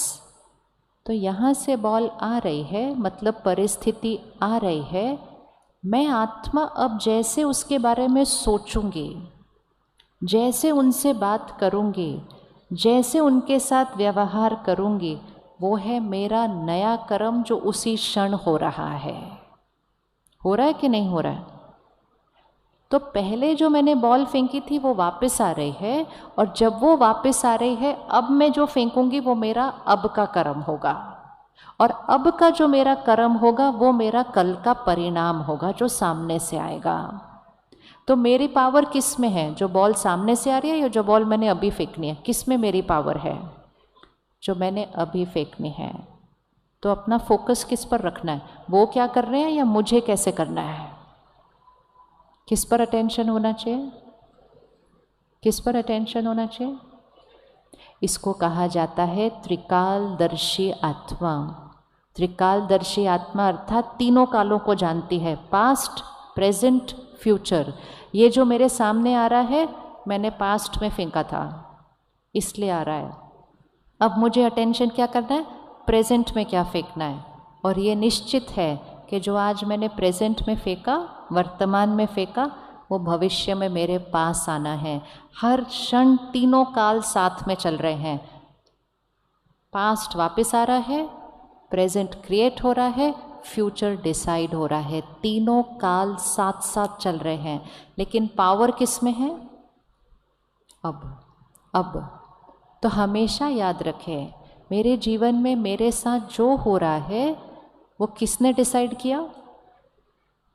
किसने डिसाइड किया? उंगली कहाँ रखने? वापस यहाँ। हम उंगली कहाँ रखते हैं? यहाँ। और जब यहाँ किसी पे नहीं रखी जाती तो उंगली कहाँ रख देते हैं? वहाँ। रखिए ना उंगली ऊपर, कहते उसने मेरे साथ ऐसे किया। कभी रुक कर सोचा भी नहीं वो ऐसा क्यों करेगा, उसको मेरे से क्या प्रॉब्लम है, क्यों करेगा। हमने इतनी बड़ी बड़ी बातों के लिए कह दिया ये भगवान की मर्जी से हुआ है। एक सेकंड नहीं सोचा कि भगवान हमारे साथ गलत क्यों करेगा, भगवान ये इतने सारे तूफान, आंधी तूफान, बाढ़ क्यों लाएगा, भगवान हमारी सृष्टि पर क्यों कोविड भेजेगा।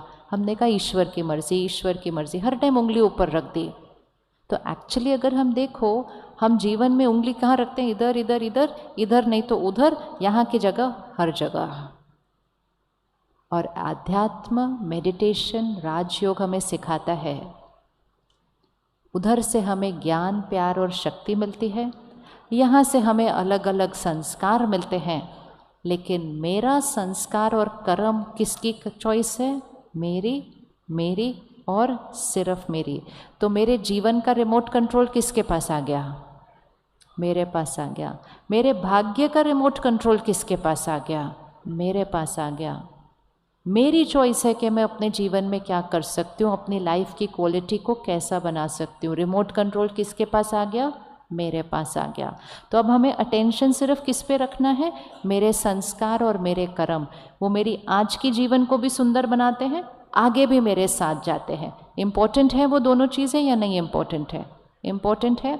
चलो, छोटी छोटी 2-3 लाइफस्टाइल जिससे हम अपने कर्म और संस्कारों की क्वालिटी को श्रेष्ठ बना सकते हैं। रेडी है ना चेंज करने के लिए कुछ कुछ छोटी चीज़ें?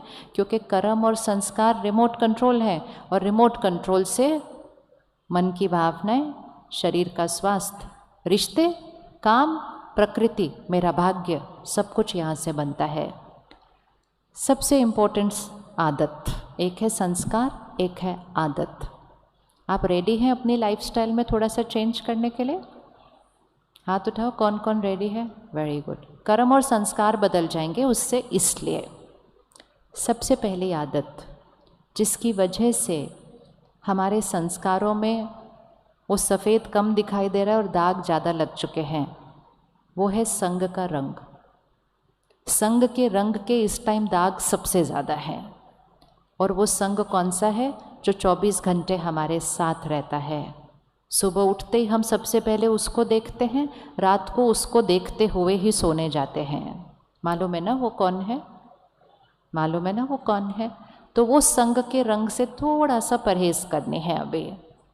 फ़ोन, टीवी, इंटरनेट, लैपटॉप, ये सारी चीज़ें बहुत काम की चीज़ें हैं, इन्होंने हमारी जीवन को बहुत आसान बना दिया है, लेकिन थोड़ा सा हमने अगर उसको ठीक से यूज़ नहीं किया तो वही चीज़ें मेरे जीवन को क्या बना सकती हैं, बहुत मुश्किल बना सकती हैं।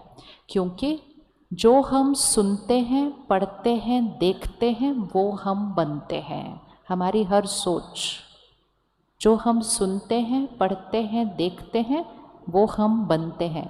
तो ये जो कंटेंट है जो हम सारा दिन देख रहे हैं, ऐसे ऐसे ऐसे ऐसे ऐसे, और फिर माउस के साथ ऐसे ऐसे, जिसके साथ हम घंटों घंटों बिता देते हैं। एंड मोस्ट इम्पोर्टेंट, सिर्फ हम नहीं, छोटे छोटे बच्चे देख रहे हैं। आपको पता है सबसे ज़्यादा अब अटेंशन किस पर रखने की ज़रूरत है? बच्चों के मन की स्थिति पर। क्योंकि ये वो वाली जेनरेशन है जो बचपन से इन चीज़ों को कंज्यूम करते हुए आने वाली है। हमने तो इतने साल वो सब नहीं देखा था ना, तो भी इस समय हमारी स्थिति हिले हुई है। तो एक बार बोलिए, जो हम देखते हैं, बोले एक बार, यहाँ पक्का हो जाएगा बोलने से। जो हम देखते हैं, जो हम सुनते हैं, जो हम पढ़ते हैं, वो हम बनते हैं।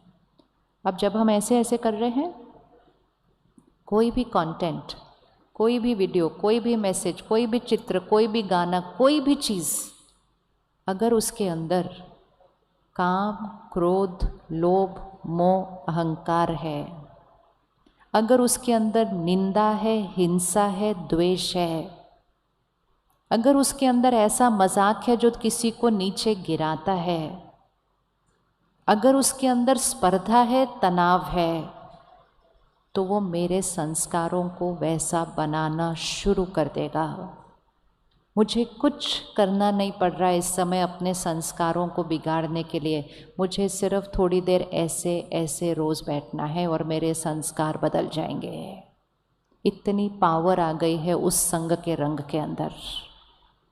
अगर हम सारा दिन में चेक करें, ज़्यादातर कंटेंट जो हम कंज्यूम कर रहे हैं, जिसको हम एंटरटेनमेंट बोलते हैं, कौन कौन रात को टीवी सीरियल देखते हैं सोने से पहले?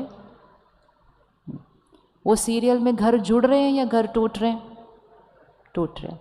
उस सीरियल में परिवार जुड़ रहे हैं या हर सारा दिन एक दूसरे से नाराज ही होते रहते हैं किसी ना किसी बात पर? हमें समझना पड़ेगा, वो सीरियल है, उनको रोज़ एक एपिसोड बनाना है।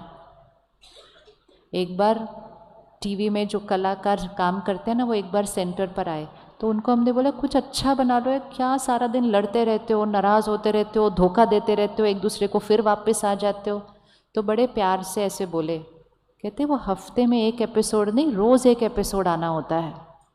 मैं कहा तो कहते अगर हमने ये दिखाया कि सब अच्छे हैं, परिवार खुश है, घर अच्छा है, तो कल के एपिसोड में हम क्या दिखाएंगे फिर उसके बाद? राइट बात है, वो उनका बिजनेस है, वो अपना काम कर रहे हैं, और वो इसलिए ज़्यादा चीज़ें ऐसी बना रहे हैं क्योंकि हम बैठकर सारा काम छोड़कर वही चीज़ देख रहे हैं। तो वो लोग वही बनाएंगे जो हम देखेंगे, वो लोग वही बनाएंगे जो हम देखेंगे, हम सुनेंगे, हम पढ़ेंगे।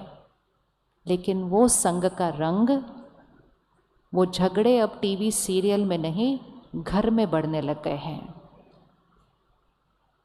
वो विश्वास की कमी अब टीवी सीरियल के रिश्तों में नहीं, घर के रिश्तों में होने लग गई है। वो ऊंची ऊंची आवाज़ में बोलना सिर्फ टीवी सीरियल में नहीं, घर में होने लग गया है, क्योंकि हर रोज़ रात को सोने से पहले वही शब्द सुनते, पढ़ते, देखते हैं। हफ्ते में एक आधा दिन देखें, लेकिन हर रोज़ 7 दिन वो देखेंगे। और अब तो वो उनका बिजनेस है, तो उन्होंने उसको सिर्फ रात को टीवी पे नहीं, फ़ोन पे हमें दे दिया, कभी भी देखो। तो वो सीरियल अब फिर टीवी पर नहीं, सिर्फ घर में होने लग गए हैं। सिर्फ एक ही कारण है, रोज़ वो शब्द सुन रहे हैं, रोज़ वो दृश्य देख रहे हैं। इतना शक उस सीरियल में देखते हैं कि अपने आप घर के रिश्तों में शक होने लग जाता है। तो इसलिए अटेंशन, वो एंटरटेनमेंट नहीं है सिर्फ, वो कंटेंट से संस्कार बनते हैं, संस्कार से भाग्य बनता है। किसी और के बिजनेस और प्रॉफिट को अपना भाग्य बिगाड़ने नहीं देना। ध्यान से चुने क्या सुनना है, देखना है। बहुत कुछ है टीवी पर और इंटरनेट पर और फ़ोन पे, बहुत कुछ है जो अच्छा है, सात्विक है, अच्छे संस्कार बनाएगा, लेकिन हमें वो ढूंढ के वो चीज़ें देखनी हैं। तो खुद ध्यान से देखना, दूसरों को फॉरवर्ड ध्यान से करना। कभी भी कोई तामसिक चीज़ किसी और को फॉरवर्ड नहीं करना, वो भी हमारा कर्म बन जाएगा कि मैंने तो गलत देखा ही देखा, सबको भेज देते हो। अब कर्म बनता है, दूषित चीज़ फैलाई है समाज के अंदर। और मोस्ट इम्पोर्टेंट, खुद ध्यान रखेंगे तो ही अपने बच्चों पर संयम रख पाएंगे। जब खुद ही नहीं ध्यान रखेंगे तो हमारे पास वो शक्ति ही नहीं होगी जो हमारी बात का असर उस बच्चे पर होगा, वो शक्ति नहीं होगी। तो बच्चों की शक्ति क्यों मन की थोड़ी कम हो रही है, जल्दी जल्दी डरते हैं, जल्दी जल्दी परेशान होते हैं, क्योंकि वो बहुत सारी ऐसी चीज़ें सारा दिन फ़ोन और टीवी से देख रहे हैं। तो घर की मर्यादा को कौन बदलेगा? वो नहीं बदलेंगे। कौन बदलेगा? हम बदलेंगे। तो कर सकते हैं पहली परहेज, यस कर सकते हैं। इसका मतलब नहीं फ़ोन नहीं देखना, टीवी सब कुछ देखना है, लेकिन ध्यान से देखना है।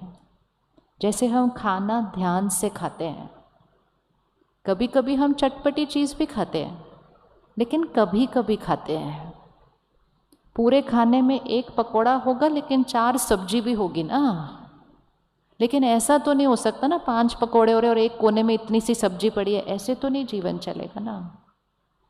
तो खाना खाना है, चूज़ करके खाते हैं। कंटेंट कंज्यूम करना है, चूज़ करके करना है। कर सकते हैं? यस।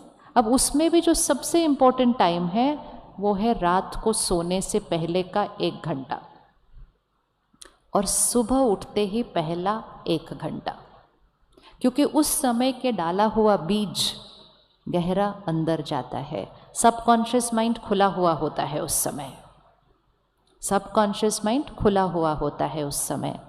तो हम क्या करते हैं, सारा काम हो जाता है, खाना बन जाता है, खाना खा लेते हैं, कहते हैं अब मेरा टाइम है, हम टीवी के सामने बैठ जाते हैं। फिर 1-2 घंटा टीवी देखकर जब बिस्तर पर जाते हैं, कहते हैं ओ फ़ोन तो देख लेना एक बार सोने से पहले, फिर फ़ोन देख लेते हैं। और वो सब कुछ भर के हम सो जाते हैं और रात को अगले 6-7 घंटे में वो सारी चीज़ें अंदर सिस्टम पे काम कर रही है। और फिर हम कहते हैं मेरी नेचर ऐसी कैसी हो गई है।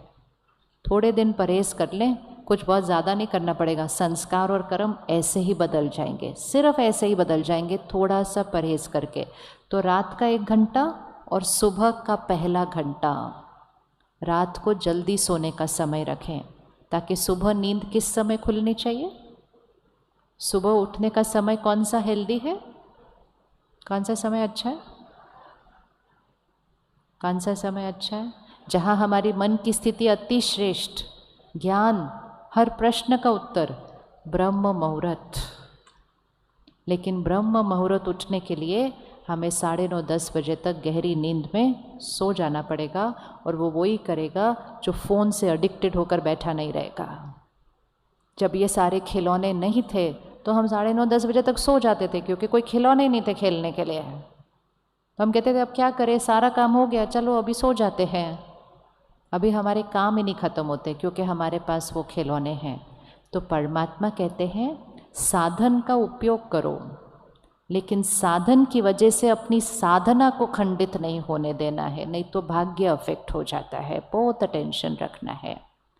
तो रात को जल्दी भोजन, जल्दी नींद, सोने से पहले 15 मिनट का समय अपने लिए रखना है। कर सकते हैं 15 मिनट अपने लिए।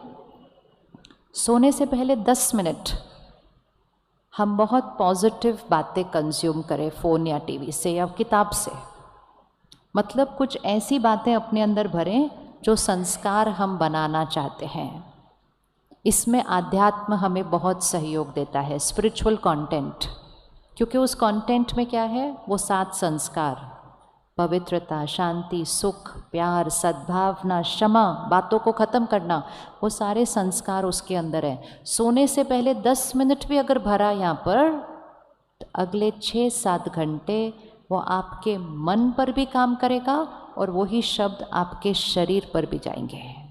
तो सिर्फ यहाँ का स्वास्थ्य नहीं बनता, यहाँ के स्वास्थ्य पर भी असर होता है। इसीलिए डॉक्टर कहते हैं मेजॉरिटी बीमारी लाइफस्टाइल है। ये लाइफस्टाइल हमारी ये है। कर सकते हैं 10 मिनट सोने से पहले? यस, सहज, इजी।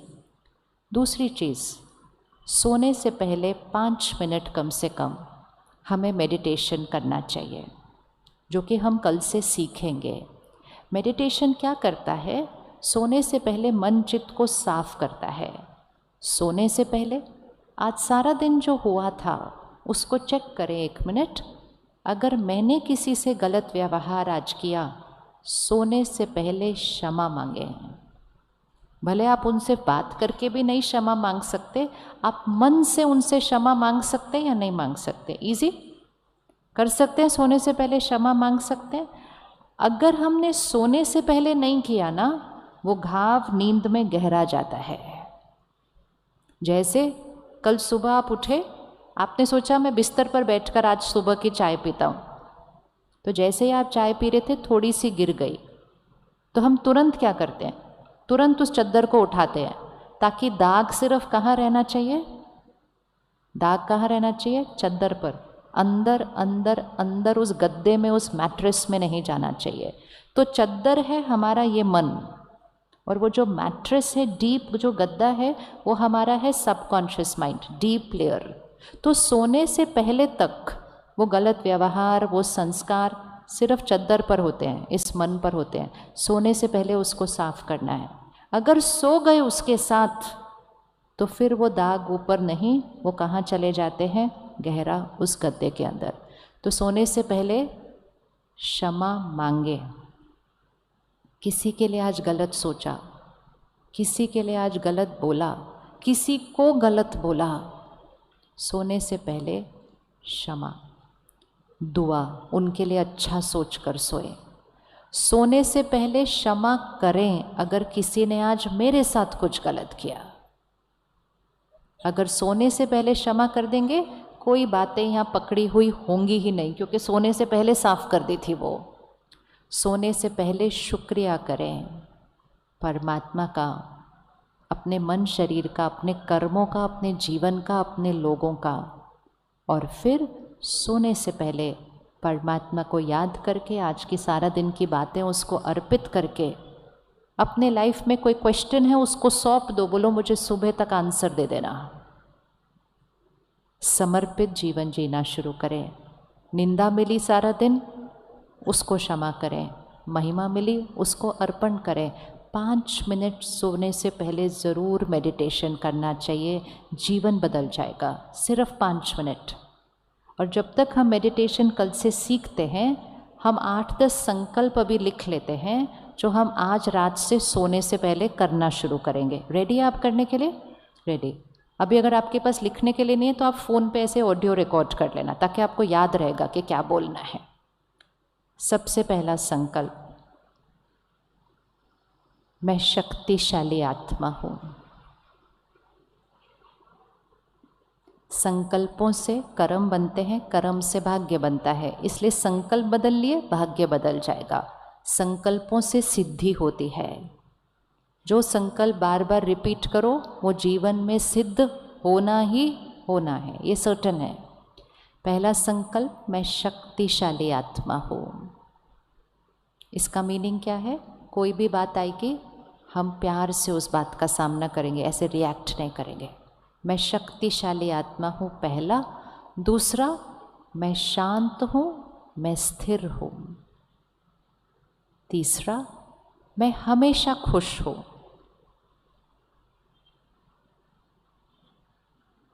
चौथा, मैं निडर हूँ, मैं निश्चिंत हूँ। मैं निडर हूँ, मैं निश्चिंत हूँ। पांचवा, कोई भी आपका संस्कार एक आपको सिलेक्ट करना है, जिसको आप चेंज करना चाहते हो, उसका संकल्प आप लिखोगे अपने लिए। छठा, मेरा शरीर स्वस्थ है, निरोगी है, हमेशा रहेगा। मेरा शरीर स्वस्थ है, निरोगी है, हमेशा रहेगा। अगर शरीर में कोई भी बीमारी है, छोटी बड़ी, उसके लिए संकल्प कर लें। संकल्प की भाषा क्या होगी? अगर किसी का शुगर लेवल हाई है तो वो बोलेगा, क्या संकल्प करेगा? मेरा शुगर लेवल नॉर्मल है। और वहाँ पे फिगर भी देना, मेरा थायराइड लेवल नॉर्मल है, मेरा कोलेस्ट्रॉल नॉर्मल है, मेरा ब्लड प्रेशर नॉर्मल है। किसी के घुटने में दर्द हो रहा है, वो बोलेगा मेरे घुटने बिल्कुल परफेक्ट हैं। संकल्प से सिद्धि होती है। कंट्रोल रूम का स्विच चेंज कर रहे हैं, यहाँ से स्विच चेंज करेंगे, रिजल्ट चेंज हो जाएगी जीवन के अंदर। मेरा शरीर स्वस्थ है, निरोगी है, हमेशा रहेगा। अगला संकल्प अपने रिश्तों के लिए, मैं सबको स्वीकार करती हूँ, सब मुझे स्वीकार करते हैं। मेरा हर रिश्ता प्यार और विश्वास की नींव पर मजबूत है।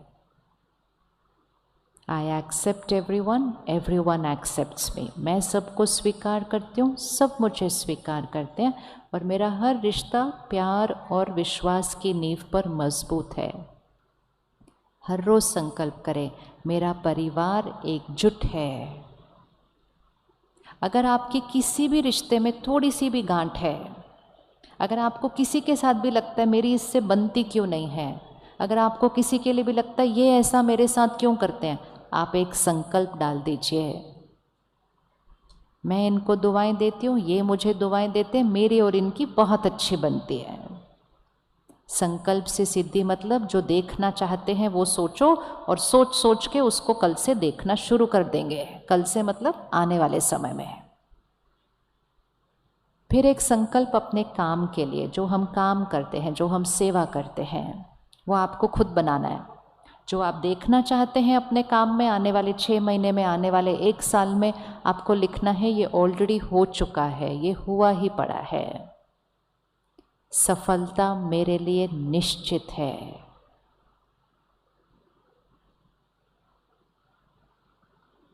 अगर कोई भी कार्मिक अकाउंट है, बार बार कुछ तंग कर रहा है, बार बार असफलता आ रही है, बार बार कोई बीमारी आ रही है, कुछ भी चीज़ें हैं, हिसाब किताब है, उसके लिए संकल्प करें, मेरा ये कार्मिक अकाउंट पूरा हो चुका है, अब एक नई शुरुआत है। ये बात मेरे जीवन में फिर से कभी नहीं आएगी, हमेशा के लिए ख़त्म हो चुकी है।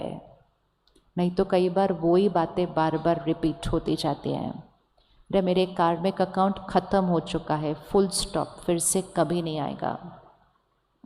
आखिरी संकल्प, परमात्मा की शक्तियाँ और दुआएं मेरे चारों तरफ एक सुरक्षा कवच है।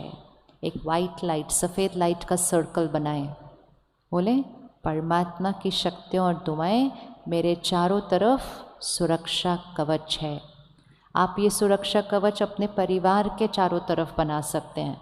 बच्चों की चिंता नहीं करनी होती, उनके चारों तरफ दुआएं और सुरक्षा कवच बनाते जाओ।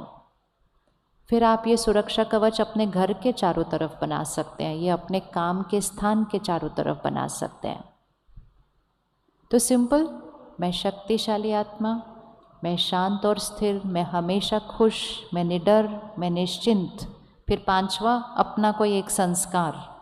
भाषा बहुत क्लियर है, जो बनना चाहते हैं वो कहना है मैं ये हूँ। मेरा शरीर स्वस्थ है, निरोगी है, मेरे रिश्ते मजबूत हैं, काम के लिए संकल्प, सफलता निश्चित है, और परमात्मा की शक्तियों और दुआओं का सुरक्षा कवच मेरे चारों तरफ है।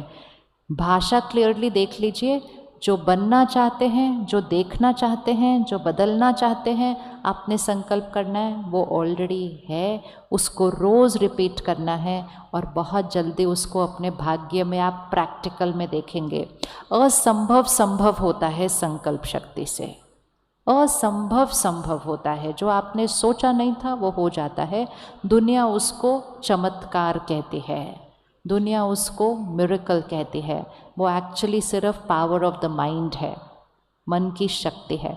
रात को सोने से पहले इसको या तो एक बार बोल दो, या ज़्यादा अच्छा है अपने तकिए के नज़दीक एक छोटी सी किताब रखो, एक डायरी रखो, और रात को सोने से पहले एक बार लिख दो। पता है कितना टाइम लगता है? 1 मिनट सिर्फ। कितना टाइम लगा? 1 मिनट। बट क्योंकि ये मेरा रात का आखिरी संकल्प होगा, अगले 6 घंटे ये मेरे मन और शरीर पे काम करने वाला है। पावर है ना? 1 मिनट के अंदर 6 घंटे का काम हो रहा है। फिर सुबह उठते ही इस स्थिति में सोएंगे तो गहरी नींद आएगी। गहरी नींद आएगी तो कम नींद की ज़रूरत पड़ेगी, ज़्यादा नहीं सोना पड़ता है। सुबह जल्दी अपने आप नींद खुलेगी। पहले संकल्प में परमात्मा का शुक्रिया और फिर तुरंत इन 10 संकल्पों को फिर से दोहरा दो। 1 मिनट से कम लगेगा। सुबह सुबह का बीज डल गया। और फिर कल से हम मेडिटेशन सीखेंगे तो फिर कम से कम 10-15 मिनट बैठकर मेडिटेशन करो और अपने काम पे जाने से पहले कम से कम 10-15 मिनट फिर से ज्ञान का कंटेंट भर के फिर काम पर जाना है। संग का रंग रात को और संग का रंग 10 मिनट सुबह, ये 2 टाइम पे डाल दिया, यहाँ के संस्कार बदलने लग जाएंगे और संस्कार बदलने लगेंगे तो कर्म बदलने लगेगा, कर्म बदलने लगेगा तो भाग्य बदल जाएगा। आसान है या मुश्किल है? आसान है या मुश्किल है? बहुत आसान है संकल्पों को बदलना। और लास्ट चीज़ किस पर ध्यान देना है? अपना अन्न, खाना, भोजन, क्योंकि जैसा अन्न होता है वैसा मन होता है। सबसे पहली चीज़ सात्विक अन्न खाएं। किसी की हिंसा करके, किसी को दर्द देकर, किसी को दुख देकर, किसी के रोने चिल्लाने का खाना नहीं खाया जा सकता है, नहीं खाया जा सकता। वो हमें शांति और स्थिरता नहीं दे पाएगा, इसीलिए उसको तामसिक कहा जाता है। तो एक्सपेरिमेंट करके देखें, वेजिटेरियन खाना खाएं 2 महीने के लिए सिर्फ, आपका मन और पेट दोनों बदल जाएगा 2 महीने के अंदर, दोनों बहुत लाइट फील होंगे। दूसरी चीज़, जहाँ तक हो सके घर में बना हुआ खाना खाएं। बहुत ज़्यादा बाहर का खाते हैं, घर बैठे बैठे भी बोलते बोर हो गए, बाहर खाना खाने चलते हैं। घर बैठे बैठे बाहर से ऑर्डर करके मंगवा लेते हैं, बोर हो गए, क्या बना है, बाहर का मंगवाते हैं। बाहर का खाना पैसे के लिए बनता है। जितना हम बाहर का खाना खाएंगे हमारे मन बुद्धि में पैसा पैसा पैसा बाजा हो जाता है। और बाहर का खाना किसने बनाया, आज उसकी मनोस्थिति कैसी थी, वो परेशान था, वो दुखी था, चिंता में था, वो जल्दी जल्दी बना रहा था। देखो बाहर जब भी खाना बनेगा ना वो जल्दी जल्दी बनेगा। क्यों जल्दी जल्दी बने? उन्होंने इतना खाना बनाना है, ऑर्डर फटाफट करना, भेजना है। तो वो लोग कैसे खाना बनाते हैं? जल्दी करो जल्दी करो जल्दी करो जल्दी करो, शोर मच रहा होता है उस रसोइयों के अंदर। और वो खाना खा खा के हम भी आजकल ऐसे बोलते रहते हैं, जल्दी करो जल्दी करो जल्दी करो, जैसे पता नहीं हम कहाँ जा रहे हैं, कहाँ की लेट हो रही है। हमने वो खाना खाया है। खाना ऐसा हो जो परिवार के मन को शक्ति दे, उसके लिए घर में रोज़ प्रसाद बनाएं। बना सकते हैं प्रसाद, बहुत आसान है। रसोई में सात्विक भोजन, मन की स्थिति शांत और परमात्मा के शब्द रसोई में चलें। ये हर घर में अगर होगा ना तो परिवार के संस्कार और कर्म बदल जाएंगे, क्योंकि जैसा अन्न वैसा मन होगा। चला सकते हैं रसोई में भजन, चला सकते हैं ना रसोई में भजन चलाएं, शब्द चलाएं, कोई प्रवचन है वो चल, परमात्मा के ज्ञान के शब्द होने चाहिए। वो खाने में जाते जाएंगे, आपके बच्चों को, आपको परिवार को पता ही नहीं चलेगा उनको शक्ति कहाँ से आ रही है। और जब खाना खाना शुरू करने लगे हैं, फ़ोन और टीवी बंद करेंगे। फ़ोन और टीवी खाना खाते समय नहीं चल सकता है, वो आसान जिंदगी को मुश्किल बना रहा है वो काम, क्योंकि अन्न के अंदर वो शब्द चले गए सारे। तो फ़ोन और टीवी बंद करेंगे, 10 सेकंड रुकेंगे, परमात्मा को याद करेंगे और उस खाने में भी वो वाले 10 संकल्प दोहरा देंगे। जब खाने में बोल दिया मैं शक्तिशाली आत्मा हूँ, मैं शांत हूँ, स्थिर हूँ, हमेशा खुश हूँ, जैसा अन्न वैसा मन होता जाएगा। कर सकते हैं ये? हाथ उठाओ जो ये इतना कर सकता है। कितना इजी है। वेजिटेरियन खाना, जहाँ तक हो सके घर का खाना, परमात्मा के शब्दों से भरा हुआ खाना, टीवी फ़ोन बंद करके खाना, और खाने से पहले 10 सेकंड रुककर उसको याद करके अपने संकल्प उसमें बोलना। तो वो अन्न कैसा हो जाएगा? शक्तियों और दुआओं से भरा अन्न होगा। तो मन कैसा होगा? और जब मन श्रेष्ठ होगा तो फिर संस्कार, कर्म, भाग्य, जीवन आसान नहीं, जीवन मौज की बन जाएगी, जीवन मौज की बन जाएगी। भगवान कहते हैं कोई आपसे पूछे क्या हाल चाल है, क्या हाल चाल है? क्या हाल चाल है? तो परमात्मा कहते कोई आपसे पूछे क्या हाल चाल है तो कहो खुशहाल हैं, फरिश्तों जैसी चाल है, ऐसा हमारा जीवन होता है, ऐसा जीवन होता है। और ये बहुत आसान है, बहुत उल्टा ये आसान है। हमने मुश्किल काम तो कर लिया, अब आसान काम करने शुरू करने हैं। तो जैसे दीदी ने बताया, आप सबको एक छोटा सा कार्ड मिला था यहाँ आने के टाइम, उस पर टाइम लिखा हुआ है, सुबह के 7:30 बजे या शाम को 6 बजे, दोनों में से कोई एक टाइम चुनना है, दोनों टाइम नहीं करना है, एक बार आना है।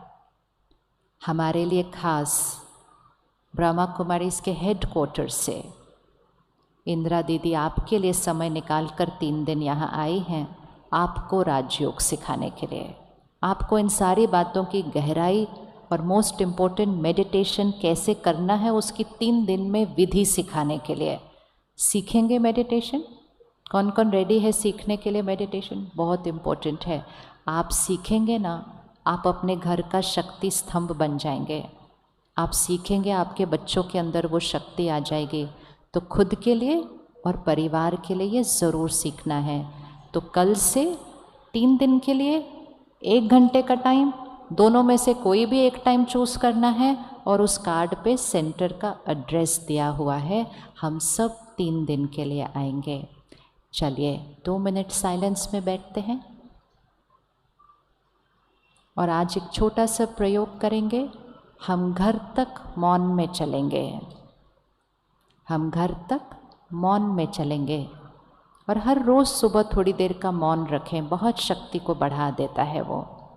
कर्म इंद्रियों के ऊपर कंट्रोल ले आता है, शब्दों की शक्ति बढ़ा देता है। और जैसे जैसे बताया जाएगा ना, वैसे ही उठिएगा। हमारे चलने और उठने में भी हमारा कर्म है। 5-7 मिनट में ये पूरा हॉल खाली होगा, लेकिन विधि पूर्वक, विधि पूर्वक। वापस अटेंशन यहाँ लेकर आए, भ्रिकुटी के बीच चमकता हुआ सितारा। इस एक्सरसाइज को हर रोज़ करना है, बार बार। 1-1 मिनट की एक्सरसाइज है। भ्रिकुटी के बीच थोड़ा सा धीरे करेंगे म्यूज़िक को,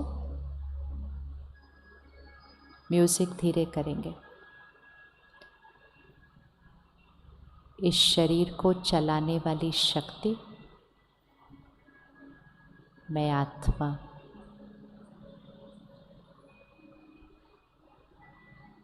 सर्वशक्तिवान परमात्मा की संतान,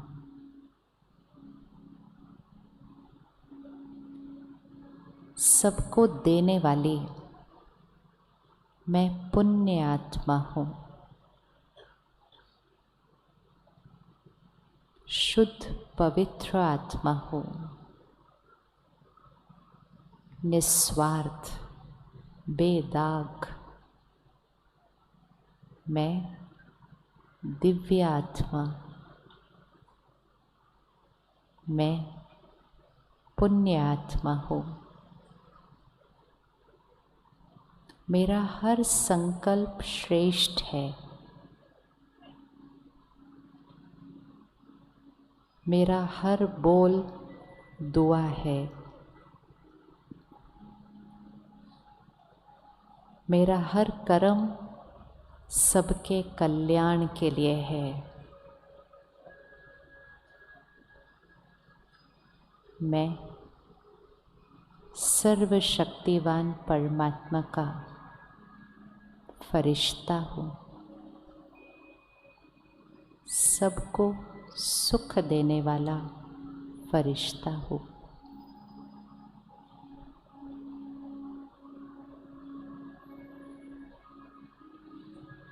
पुराने हिसाब किताब खत्म हुए, आज से नया कर्म, नया भाग्य,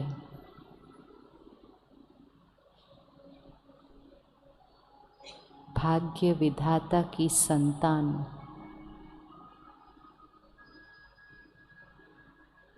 मैं ज्ञानी तो आत्मा हूँ।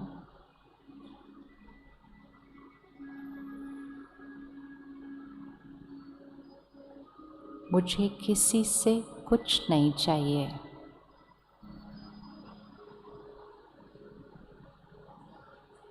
मैं सबको देने वाली पुण्य आत्मा हूँ।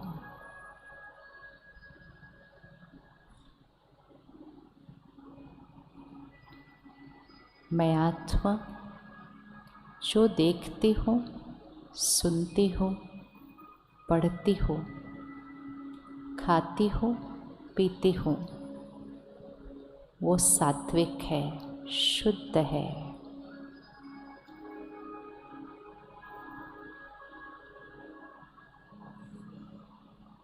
मैं अपने मन की मालिक, अपने कर्म इंद्रियों की मालिक हूँ।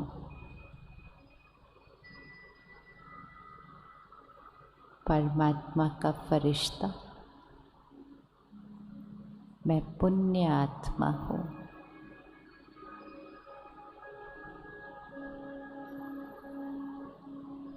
कल से 3 दिन के लिए 1 घंटा मेरा अपना टाइम है। सर्वशक्तिवान से कनेक्शन जोड़ के खुद को शक्तिशाली बनाने के लिए और अपने परिवार का शक्ति स्तंभ बनने के लिए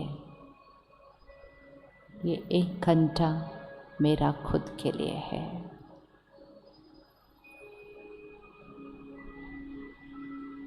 अगले 15 मिनट मेरा मौन है।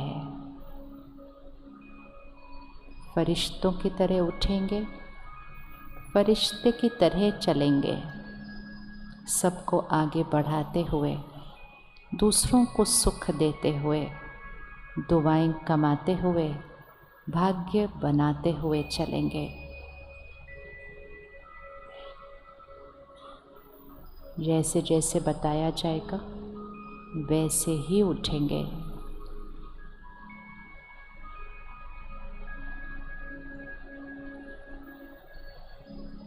सबसे पीछे की 5 लाइनें उठेंगी और सबसे आगे की 5 लाइनें उठेंगी और बिल्कुल मौन में चलना शुरू करेंगे। एकदम लाइट उठते जाइए। सबसे पीछे की 5 लाइनें, सबसे आगे की 5 लाइनें। पूरे 5-7 मिनट में ये हॉल खाली होगा अगर हम इस विधि से उठेंगे अभी, और घर तक मौन में चलेंगे तो सब कुछ जो अपने अंदर भरा है वो हमारा अपना बन जाएगा। पीछे की और 5 लाइनें उठेंगे, आगे की और 5 लाइनें उठेंगे। पीछे की और 5 लाइनें उठें,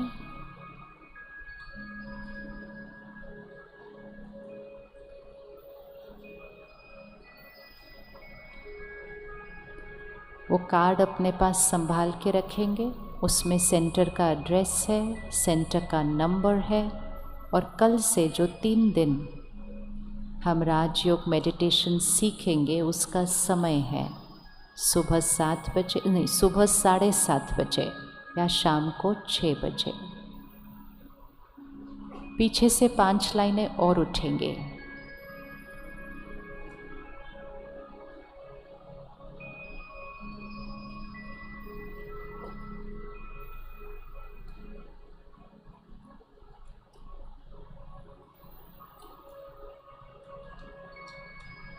आगे से 5 लाइनें और उठेंगे।